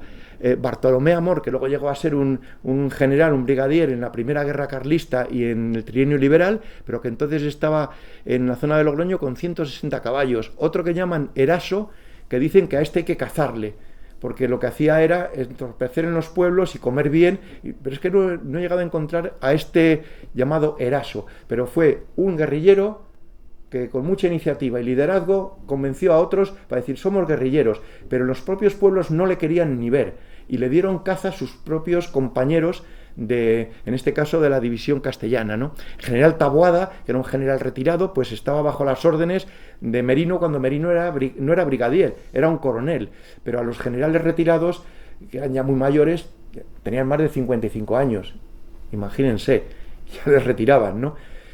Bueno, pues estuvo colaborando con Merino. Y luego había aquí una nota que ponen que les faltan uniformes, que tienen armas, cuando no tienen armas le faltan sables, o sea, una carencia total y absoluta. ¿Cuál fue la acción que le supuso a Mendizábal promover de coronel a brigadier al cura Merino? Pues esta que vamos a ver y que se produjo el día 16 de abril. Ahí tienen un dibujo de Dionisio Cueto, que esta realmente sería la pinta que llevaban los guerrilleros del cura Merino, aunque fuesen los miembros del regimiento de infantería de línea de la Arlanza del ejército español. Unos con unos uniformes pardos o como fuesen vestidos, sí, unos que iban de blanco con unos ribetes verdes porque eran suboficiales o el oficial López Angulo, que había sido oficial, ya estaba retirado en Treviana, y le llamaron, Castaño le llamó, le dijo, anda, vete ahí con el cura Merino y pone en orden al regimiento de infantería de la Arlanza. Pero era también un oficial retirado, y este pues llevaría su uniforme que le guardaba de cuando estuvo en el provincial de Burgos, pero estaba retirado cuando le pilló la guerra de independencia. Esto es una fotografía en blanco y negro de las recreaciones que se han hecho en Lerma, y esta sería realmente el aspecto que tenían. Vestidos con casacas, sin casacas, un poco anárquicamente vestidos, inclusive los de caballería simplemente con una camisola. Este sería el aspecto real de estos regimientos. O sea, olvidémonos del todos bien vestidos, no solía ser así. Aquí cuando iban mejor vestidos sería esta la pinta. Ahí tenemos al cura Merino de la recreación del Lerma de Burgos y de la recreación que se hizo en Burgos capital, y los del regimiento mejor vestidos irían así, uno con trabuco en vez de con un fusil reglamentario del ejército, al que no le faltaba las cartucheras le faltaba el briquet cogido a un soldado francés, y por eso podía llevar briquet el que vemos ahí a la derecha que tiene barbas. Pero más sería el aspecto del arriero o del español que iba vestido como vemos al del chaleco, que este es el que llevaba la información, la traía y realmente era un miembro del ejército, pero que nunca llevaba el uniforme. Estos eran los más útiles para Wellington y para Mendizábal, porque les llevaban la información. Nos vamos ahora a un documento que se le perdió. No está en el archivo francés de Vincennes, porque le tenemos aquí, puesto que en Vitoria lo perdieron en el bagaje que iba de Burgos, del Quinto Ejército, no pasó de aquí de Vitoria. Entonces, fíjense que van escritos a mano. Este está hecho por el general Sebastián Rey. Arriba pone Burgos, 18 de marzo en francés del 1812. Este documento, por ejemplo, ha estado catalogado como del 1813. Fíjense arriba a la derecha que es un 2 o un 3. Bueno, pues todos los documentos que estaban catalogados, que alguien que los fue viendo los catalogó, pues ese número lo catalogó mal. Cuando algunos de los historiadores que vamos a una zona concreta, la conoces muy bien geográficamente, conoces muy bien un pequeño espacio de terreno como es el de la provincia de Burgos, en mi caso, empiezo a colocar piezas del puzzle y no me encajan. Simplemente ves gente que no estaba cuando dice este documento que está, y ya lo que te cabe pensar es que el documento es malo, es falso, o que la fecha está mal datada. Entonces cogí lo de las fechas. Pues a buscarte un documento en el que hubiese un 2 y un 3 escrito por el general Rey en el mismo documento para ver cuál era la diferencia entre el 2 y el 3. Bingo, lo encontré. No encontré más que 2 documentos, lo suficiente para que la directora técnica del Archivo General del Ministerio de Defensa no les gusta nada, ¿eh? Cuando vas con esto luego te lo agradecen, pero les obligas a repaginar y a recolocar muchos documentos porque hay al menos un aparente error. Fíjense que he puesto un trocito de la carta en el segundo párrafo que pone que está Van der Maessen, ahí aparece, donde aparece lo rojo, ahí les puedo jurar que ahí aparece el nombre del general de división Van der Maessen. Y pone que está en la zona de Santo Domingo. Y le está diciendo en el resto de la carta al comandante Coulomb de Aranda de Duero: déjate ya de estar haciendo requisas en la zona llana de los páramos de Aranda de Duero, porque allí no consigues más que vino y cereal. Necesitamos carne. ¿Y la carne dónde la encuentras? En la zona de la sierra, en tierra de pinares. Y a continuación, un poquito más de abajo, ve que pone de Aranda, pone Aranda, les puedo asegurar que pone Aranda, y luego la tercera línea subrayada en rojo pone sierra. La zona de la sierra en Burgos es precisamente la tierra de pinares Burgos-Soria. Cuando se habla en Burgos de la montaña es hacia los páramos de Masa, hacia la zona con Cantabria, hacia la zona de los valles del Pas. Y cuando se habla de la sierra es la zona del sistema ibérico. Bueno, pues ahí ya hasta los franceses algunas de las palabras las utilizaban en español porque era la mejor forma de que ellos mismos saber a qué delimitación geográfica se referían. La sierra, y pone luego ahí en la siguiente palabra, estuve muchos meses sin saber qué carajos, si me permiten la expresión, podía escribir ahí. No fui capaz de entenderlo. Y luego pone et, que es el i, la conjunción copulativa i, y luego otra palabra que caramba, siendo Arauzo, que se ve que es el nombre de mi pueblo. Pues cómo estaría yo, que tardé también semanas en poderlo descifrar. Le estaba diciendo al comandante Baranda que subiese a requisar carne a la zona de la sierra, es decir, ovejas del ganado merino y los bueyes de la cabaña real de carreteros, que es de toda la zona de Pinares. Esto es lo que le estaba diciendo, que subiese allí.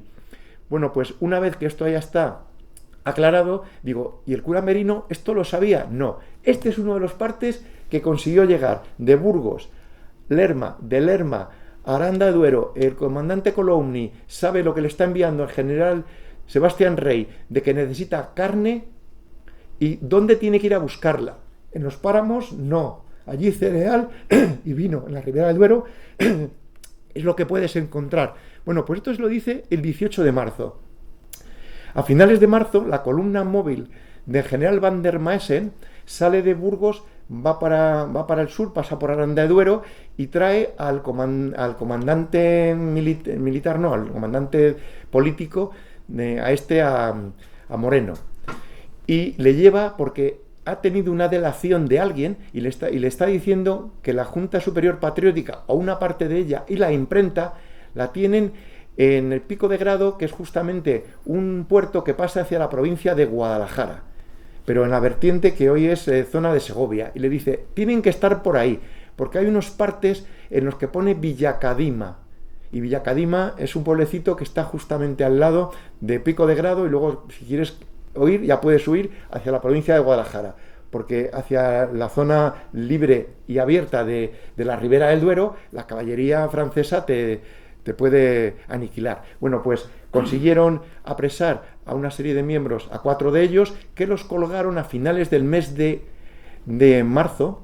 ¿Dónde? En Soria. Y allí está el sitio donde le pusieron una horca. Realmente murieron en con la bayoneta. Luego les colgaron, les dejaron descolgar, fueron a la iglesia románica preciosa de Santo Domingo. El gobernador de Soria francés dejó que les descolgasen y que les fuesen a enterrar, y debió de ser tal el tumulto que se montó en Soria de gente que no cabía dentro de la iglesia y que estuvo alrededor, que el pánico que les entró a los franceses les hizo volver a sacar los cadáveres de allá y volverles a llevar a las horcas, disolver como una manifestación a los sorianos que estaban allá, y allí estaban todavía el día 15 de abril, fíjense los días, colgados. Claro, todo esto el cura Merino lo sabía, porque estas noticias los arrieros las llevaban y corrían como un reguero de pólvora. Primero, que te han ajusticiado a 4 de los miembros de la Junta Patriótica, y luego, caramba, desde el punto de vista religioso, humano, tenerles en la horca como mínimo 15 días que estuvieron. El cura Merino sabía que al menos 15 días estuvieron. Luego verán la represalia del cura Merino, y el cual, en el punto del extremo de la represalia, a ver qué es lo que dijo el general nuestro, ¿no? Mendizábal. Bueno, pues esta carta el cura Merino no lo supo. Si el cura Merino llega a saber que ese es el recorrido que llevaban, fíjense ustedes en la Gaceta de la Regencia, que es lo que se le dio mayor difusión a la emboscada del cura Merino del 15 de abril, se publicó en la Gaceta de la Regencia, y el día 17 de abril la está firmando, y no les digo qué es lo que pasó por entre medias, en Arauzo de Miel, replegándose hacia la sierra, porque temía que pudiesen venir los franceses después del desaguisado que él había cometido con los franceses que iban en requisa en Ontoria de Valdearados. Luego, esto, a nivel político, se le dio difusión en el periódico de la Regencia, que es el que llegaba a todas las provincias. Pero luego es que hubo algunos periódicos clandestinos de algunas provincias que lo replicaron, como hasta en Mallorca también se llegó a replicar. Luego se le dio al hecho que ahora van a ver de la emboscada del cura Merino tal efecto de notoriedad para insuflar lo que era la ilusión de seguir, que podemos con ellos, que un guerrillero, un cura, ha sido capaz de desarmar a todo un batallón francés. Pero les tengo reservadas 2 sorpresas. Bueno, pues esto se firmó en mi pueblo también, Arauzo de Miel, el 17 de abril. Me siento muy orgulloso, como los de Bilbao, de ser de Bilbao, los vitorianos de ser de Vitoria, ¿verdad que sí? Y los arauceños de ser de Arauzo de Miel. Por cierto, que ustedes tienen a San Prudencio, ¿verdad? A mucha gala. En Arauzo también le tenemos. Tenemos les invito a visitar Arauzo de Miel y a preguntar por mí, y encantado de hacer de cicerone en mi pueblo. Pues tenemos una estatua de San Prudencio, y nunca supimos en el pueblo por qué teníamos a San Prudencio en la iglesia, por qué se le estuvo sacando hasta finales del siglo XIX en procesión todos los años. Pero claro, leyendo los papeles antiguos, esto no estaba previsto contarlo, pero esto va de propina. Pues resulta que leo que en el 1819 en el ayuntamiento se toma una decisión de pleno y se dice que se haga día festivo el día de San Prudencio, en recuerdo del infausto día, y utilizan esa palabra, en que aparecieron por primera vez los franceses en tarea de requisa.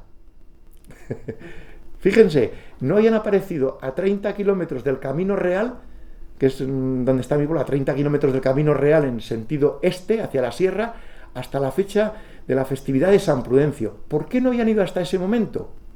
Pues porque no habían tenido necesidad para abastecer a las tropas de ir más lejos, pero conforme subían y bajaban tantas tropas, iban dejando sin habituallamiento, sin comida, los pueblos más próximos a la carretera de Francia, al Camino Real, y tenían que ir a izquierda y a derecha cada vez más lejos para conseguir comida para las tropas. ¿Quiénes se encargaban de estas requisas?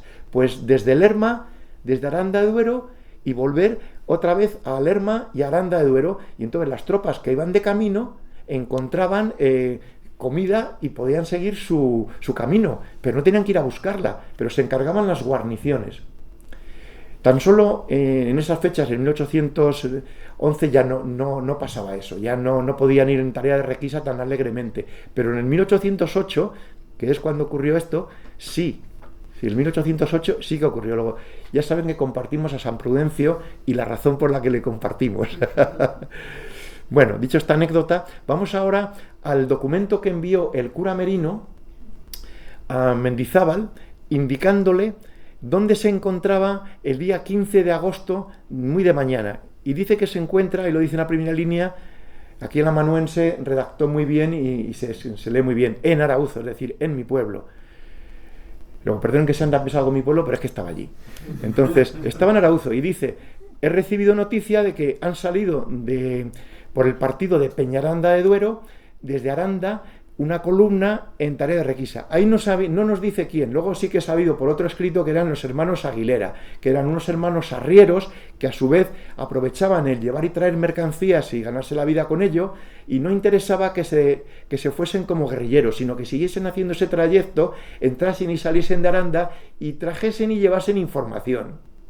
Entonces dicen, oye, que Colomni ha dicho que salgan unas tropas que aproximadamente van a ser X, y el cura me dijo, vale, que son unos 200, 300, muy bien. Sí, eran casi 3 veces más. El cura Merino, cuando vio que eran tantos, pero bueno, les emboscó, como luego verán. Luego, primero, sabe que salen en tarea de requisa y no va a enfrentarse a ellos por defender una posición ni por ganar una posición. Va como un lobo, con una manada de lobos, a emboscarles. Eso es a lo que va. Entonces van unas patrullas por delante y el grueso de los aproximadamente 400, 500 hombres de caballería y unos 1200, 1400 de infantería. Aquí, por ejemplo, Ramón Santillán no nos da más detalles en sus memorias porque es que le había enviado a Ramón Santillán, era un chaval de 21 años, pero ya era teniente de caballería, le había enviado con mulas, con acémilas, hasta La Coruña, porque encontraba dificultad en que Longa le pudiese estar pasando, es que Longa necesitaba para él las armas y la pólvora, y le mandó a Ramón Santillán con tropa de caballería y con, no dice cuántos, pero deben de ser varios cientos de acémilas, de mulas, hasta La Coruña, para poder traer del Sexto Ejército para acá la munición que necesitaba. Esto es lo que tenía que intentar resolver Mendizábal, que no tuviese que ir el cura Merino hasta La Coruña, teniendo los puertos cántabros mucho más cercanos, ¿verdad? Pues es una de las cosas que tenía que hacer. Pero el cura Merino, ante la falta de pólvora y de armas, él se buscaba la vida y diría, bueno, si lo he tenido siempre más fácil en La Coruña, iré a La Coruña, y mandaba a sus tropas a La Coruña. Esto es un ejemplo más de que no estaban bien coordinados. Y Mendizábal, afortunadamente, se acabó la guerra antes de que pudiese coordinarlos bien. Digo afortunadamente porque eran muchos años de desgaste. Bueno, pues ahí luego ya, pues al final acaban diciendo que lo firman Arauzo de Miel el 17 de abril. Y lo firma Jerónimo Merino. ¿Pero a quién se lo dirige? Se lo dirige a Ramón Mendizábal. Sin embargo, la que publica la regencia es la que dirige a la Junta Superior Patriótica. Dicen lo mismo, pero la Junta Superior Patriótica se lo manda a la regencia, a Cádiz, y llega antes ese parte militar, por el poder político de la Junta, llega antes que el que envía Mendizábal vía al general Castaños. Los dos acabarían llegando, pero el de la Junta llegó antes. Pero afortunadamente tenemos el que firma Merino y que va a nuestro también querido general Mendizábal. Voy a contarles cómo es en detalle, porque tenemos todos los detalles, una emboscada de estos lobos que dice el general Lejeune. Lo voy a contar con tanto entusiasmo como Pardo de Santillana cuando contó los de Longa, pero es que para mí mi personaje es el Merino. Bueno, pues se tienen un cuadro ya actualizado con las carreteras. El 15 de abril se encuentra donde en Arauzo de Miel, que es eso que les estoy recuadrando ahí, y ahí tenemos una fotografía de la recreación que se hizo en el 1808, 1809, 1800, así, hasta el 1813, de la recreación de esta emboscada, donde hemos ido andando por el mismo camino los 22 kilómetros que hizo Merino. Ahí tienen, los uniformes son de ahora, pero fíjense al fondo en las casas que son las mismas. Perdónenme. Ahora sí, yo estaba viendo la anterior. Son las mismas casas con los escudos, que tú justo las has visto, ¿verdad? las mismas que el cura Merino estuvo viendo en su época ya, porque son casas del siglo XVI, siglo XVII. Entonces, abajo está Aranda de Duero. Esta sería la columna que salió en Tareas de Requisa desde Aranda de Duero. ¿Y dónde iban? Pues iban hacia el este, hacia Peñaranda de Duero, que es eso que he recuadrado ahí. La carretera verde, la carretera comarcal que existe hoy, que sería entonces también la vía principal.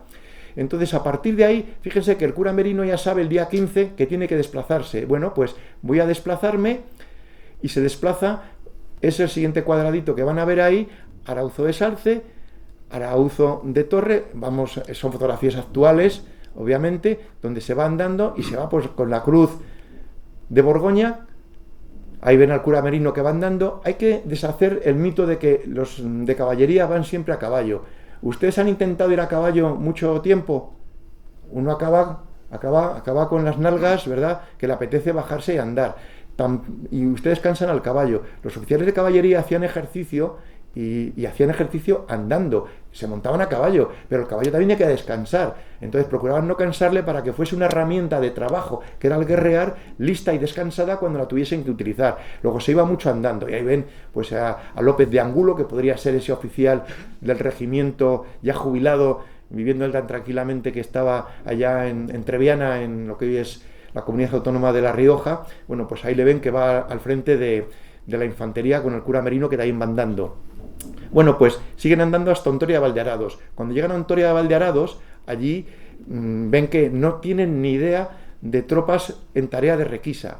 Y, bueno, pues si no se tienen tareas, eso será que están subiendo hacia la zona de la sierra, pero en vez de por uno de los valles, que es el del río Aranzuelo, que es el río que sale de mi pueblo, irán por el río Arandilla, que es el otro río que sale de un pueblo que se llama Huerta de Rey, donde Pío Baroja, y leen el escuadrón del Brigante, y si quieren pasar una tarde entusiasmados, lean el escuadrón del Brigante. Pero es mentira que el facineroso que dice que le llamaban el jabalí fuese un guerrillero de Arauzo de Miel, y que en época de paz tendría que estar, dice así, colgado de una horca.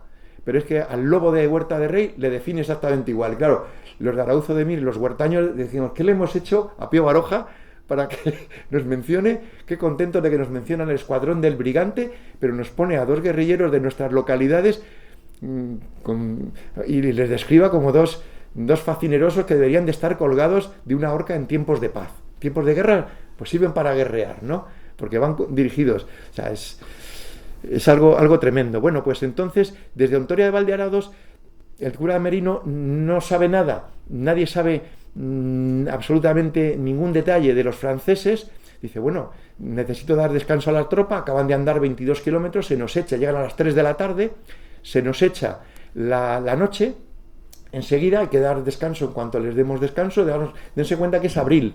Entonces anochece, los días van alargándose, pero bueno, a las 6 de la tarde ya como que se ve mal. Bueno, pues dice, aquí tengo unos pinares cerca, voy a meter a la tropa, esas 1.700 personas, en los pinares, y voy a dejar a un sargento mayor recopilando información y recopilando alimentos, y sobre todo alimentos es lo que más le interesaba, con 3 soldados, y les deja en Ontoria de Valdearados para que pasen la noche y vayan recogiendo información que pudiese llegar y comida, porque la tropa al día siguiente tenía que almorzar. No digo desayunar, no desayunaba nadie, almorzaba, comía, que es la misma comida si tenía suerte, y les deja allí en Ontoria de Valdearados.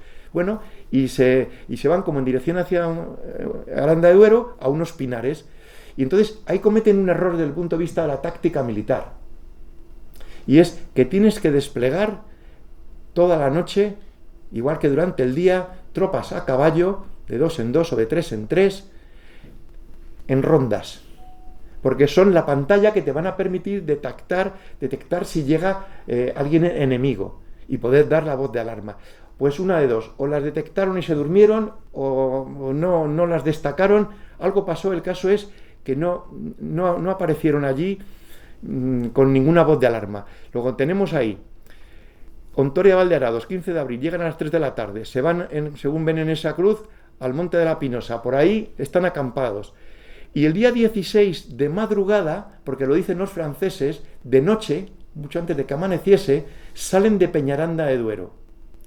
Salen de Peñaranda de Duero y van derechos a Ontoria de Valdearados. Fíjense si los franceses también se desplegaron desde el punto de vista militar con un gravísimo error, y es no enviar tropas en los laterales, en los costados y en vanguardia a caballo, grupos de 3, de 4 jinetes, para hacer de testigos de lo que me puedo encontrar. O sea, los que tenían que haber destacado las tropas de Merino y los militares que tenían que haber destacado las tropas francesas, no se encontraron, no les destacaron, ni unos ni otros.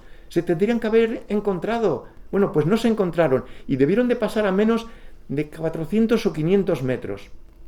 Cuando se dirigen según ven esa flecha azul hasta Ontoria de Valdearados, entran y se encuentran con que detienen a un sargento mayor del regimiento de la Arlanza y a 2 soldados, y que tienen allí comida que han estado almacenando pues durante la noche y durante la tarde del día anterior, e intentan, claro, cuando les ven, dicen, el cura Merino está no muy lejos.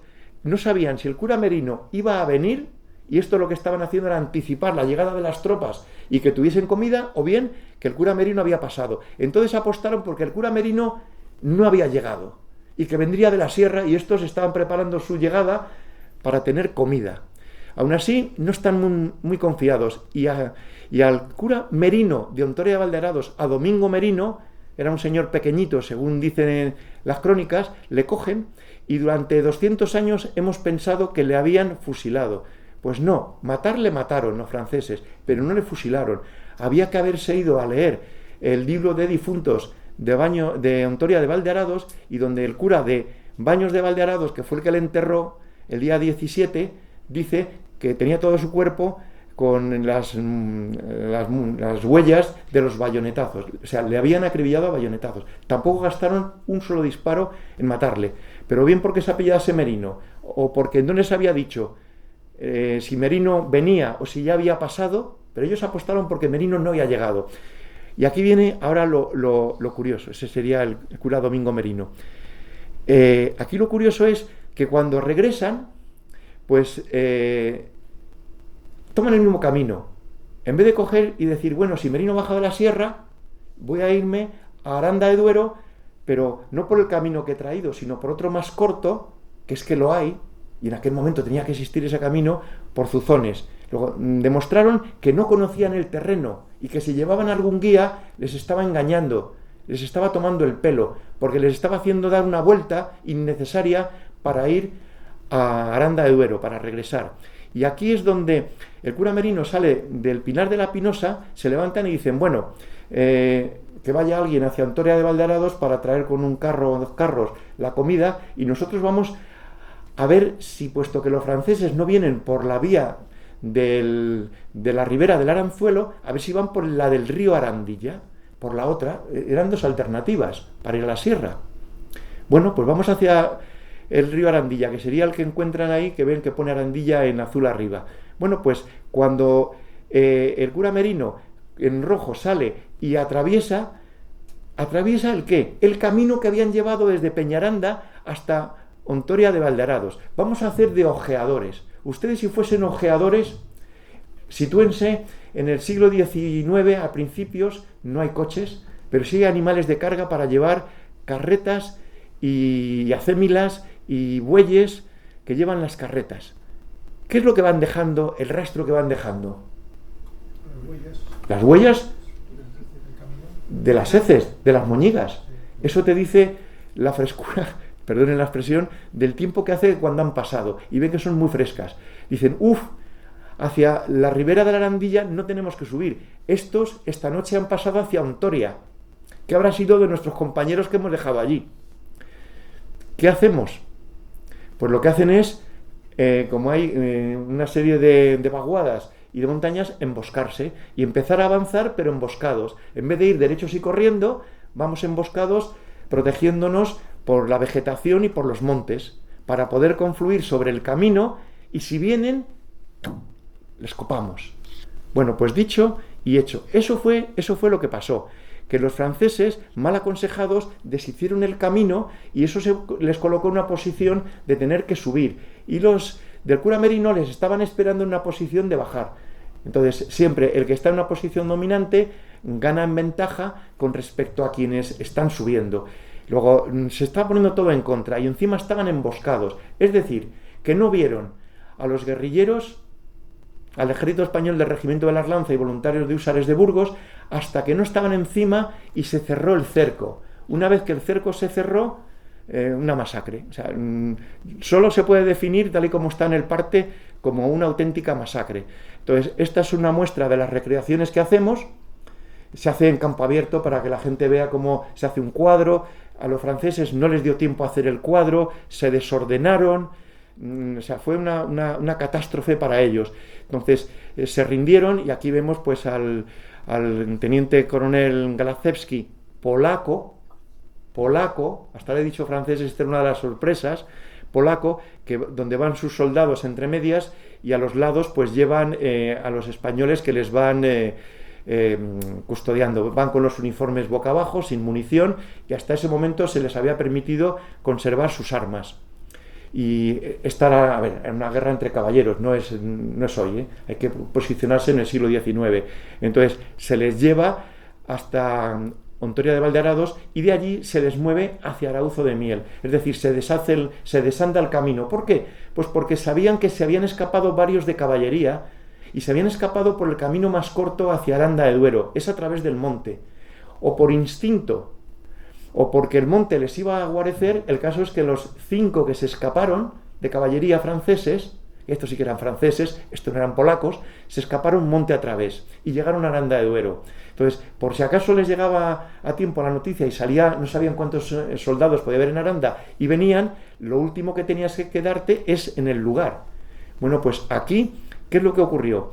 Que tan solo en el regimiento de infantería de la Arlanza, pues hubo 5 heridos. De caballería, de húsares de Burgos, no hubo ningún herido. Tan solo hubo 5 heridos, uno muy grave. Y el parte dice, y un caballo. Cuidado, en aquella época también los caballos heridos se reportaban porque era una herramienta tan importante como un soldado. Es duro decirlo así, pero es la realidad de aquel momento.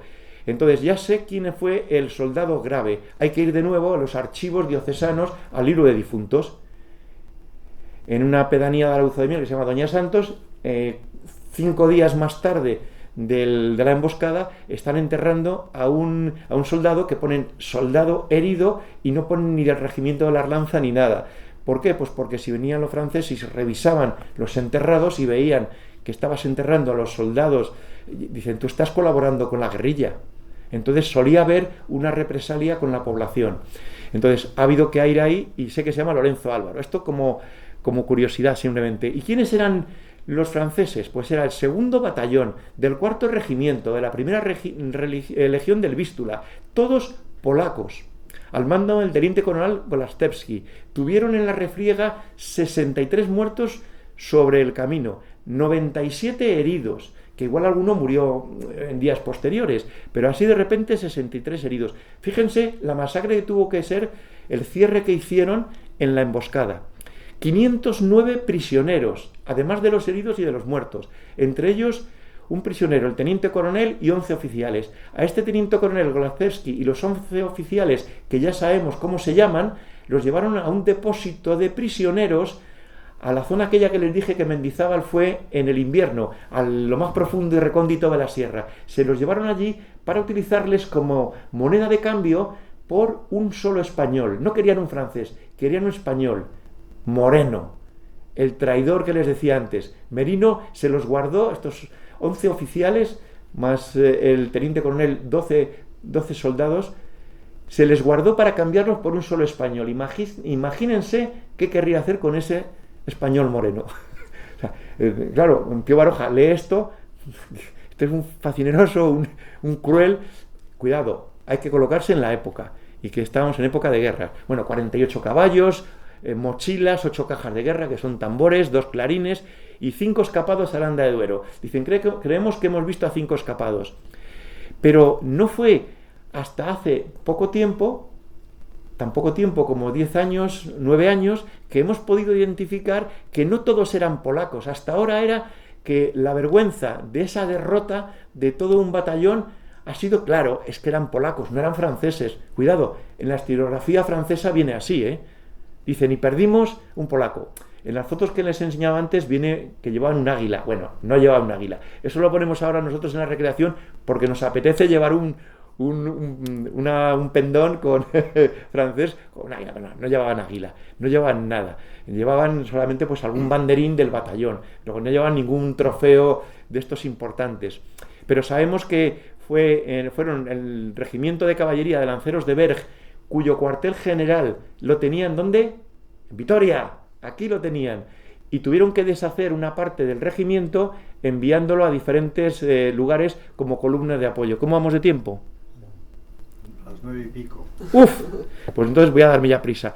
Entonces, a resultas de esta represalia que tomó por los que habían matado de la Junta Patriótica, en el parte que manda Mendizábal dice: espero que esté usted satisfecho con la operación y que hemos conseguido desarmar y coger prisionero a todo un batallón, y he tomado la represalia que tenía anunciada.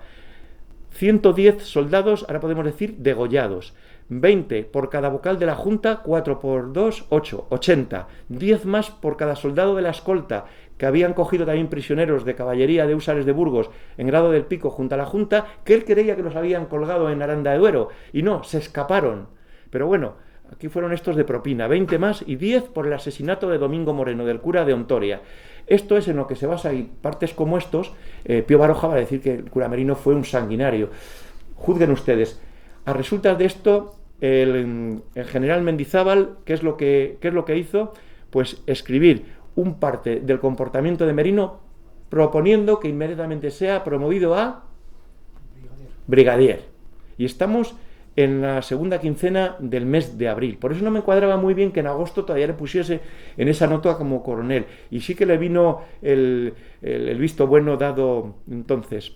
Bueno, aquí les he puesto que es como viene arriba el curé, y como va diciendo, en este caso, que desde Salas de los Infantes, en la guarnición que hay francesa, de que han pasado, claro, pasar tantos soldados prisioneros como 500 y pico, más 400 o 500 soldados que les iban custodiando, llama la atención. Y le dicen desde Salas de los Infantes, 3 días con retraso, que han pasado por allí los prisioneros de Ontoria de Valdarados. Tarde, porque cuando resulta que Darrip, que era en Cantabria, era el comisionado que tenían los franceses, le está diciendo que unos días más tarde, como es el día 8 de mayo, dicen que el cura de Villoviado, que ya uno de los dos sitios que aparece además de cura de Villoviado, nunca dice Merino, dice que deben de estar hacia Soncillo, Villarcayo y Potes, pero que ya han pasado. Es decir, si desde el quinto gobierno, desde Burgos, querían hacer algo por rescatarles, siempre les llegaba la información 3-4 días tarde. Luego ya estaban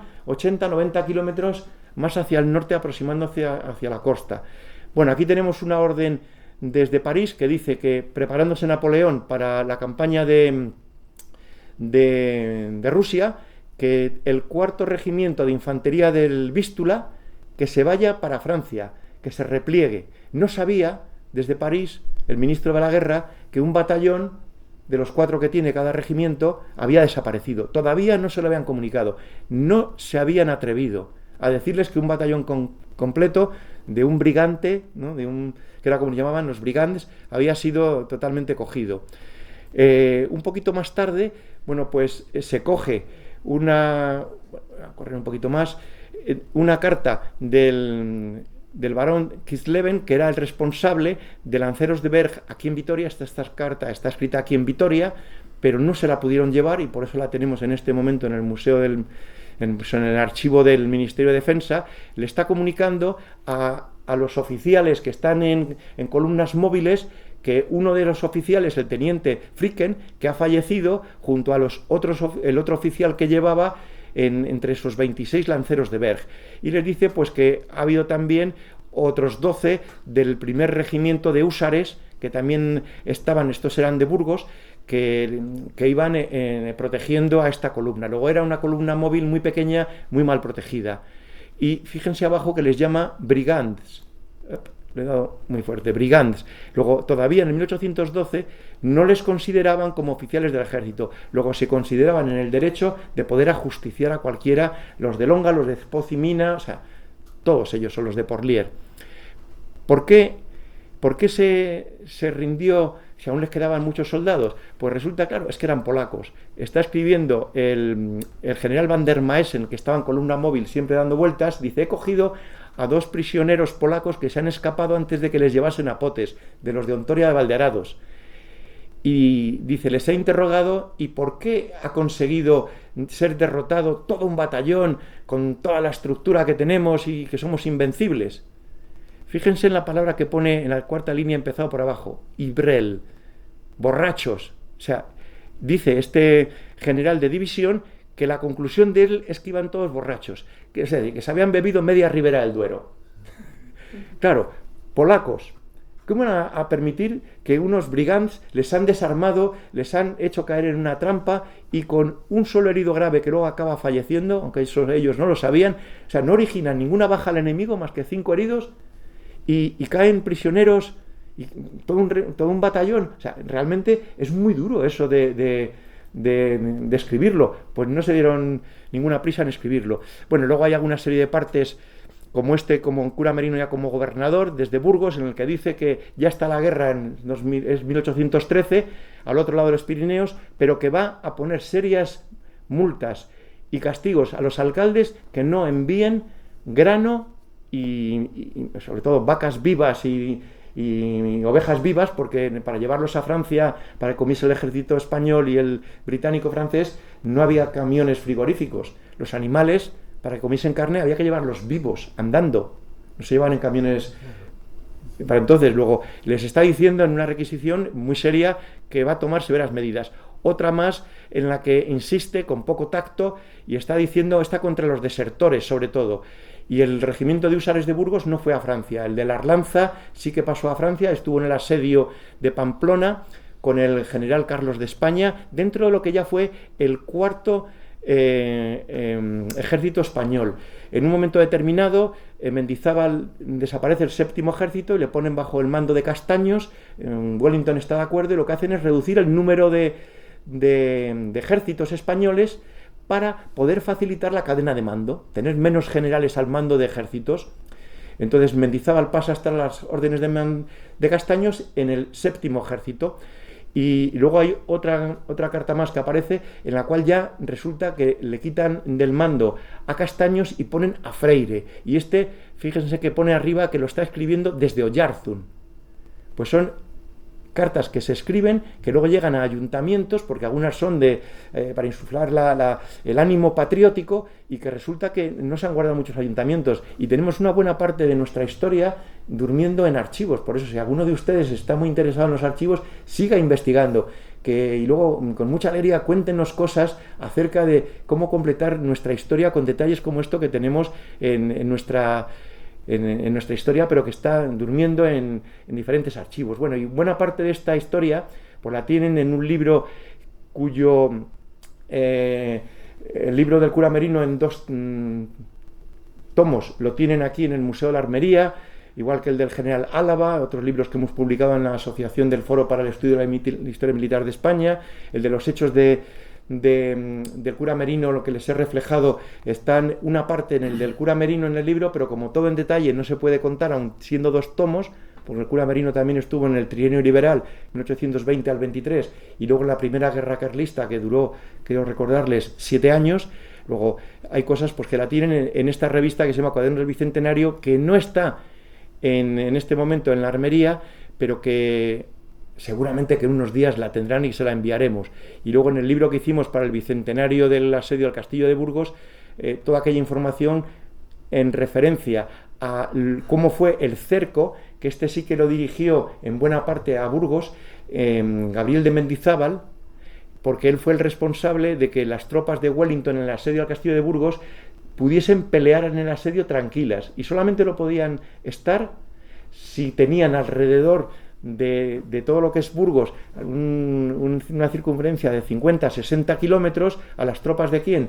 Al norte de Pancorbo para acá, Longa, por el este Merino, por el oeste la de vanguardia con Porlier. Entonces, que no pudiese estar incomodándoles el ejército francés que se estaba reorganizando al otro lado del Ebro, y que fuese a pasar de Miranda de Ebro otra vez para el sur, como luego pasó y se tuvo que replegar a finales de octubre Wellington, y aunque dicen que fue un general invicto, no. En Burgos es cierto que Du Breton, general francés, con 2.000 soldados nada más, aguantó arriba en el castillo. Es cierto que no podía aguantar muchos días más de lo que aguantó, porque se quedaron sin ovejas y sin bueyes, o sea, sin carne fresca. Agua sí, porque tienen un castillo que baja hasta la capa freática, luego agua tenían, y fue un otoño muy, muy lluvioso, lo cual hacía que podían recoger agua de lluvia. Y ahí Mendizábal, seguramente que mañana hablarán del asedio y cómo organizó todo este cordón alrededor. Ahí sí que Porlier, Longa y Merino fueron una pantalla extraordinaria, y nunca supieron que los franceses al otro lado del Ebro, qué es lo que estaba pasando en Burgos. No sabían si había caído Du Breton, si estaba a punto de caer, si estaba resistiendo. No llegaron a saber qué pasó con Du Breton hasta que, una vez que Wellington tuvo que replegarse, el cordón se tuvo que deshacer. Wellington empezó a huir porque lo que hizo realmente es retirarse. A ver, una retirada honrosa es una huida. O sea, los franceses le empujaron a tal velocidad que si tardaron los franceses desde los Arapiles un mes y pico en llegar aquí, él tuvo que hacerlo en menos de 15 días. Marmont sí que aguantó y sí que se retiró ordenadamente. En Wellington se retiró de una forma muy, muy, muy apresurada. Y bueno, pues no sé si tienen alguna pregunta, algún detalle más. Nos hemos pasado en la hora. Discúlpenme, muchas gracias por su atención y espero que hayan encontrado información que no conocían o que la puedan volver a ver en la grabación que se ha realizado. Muchas gracias.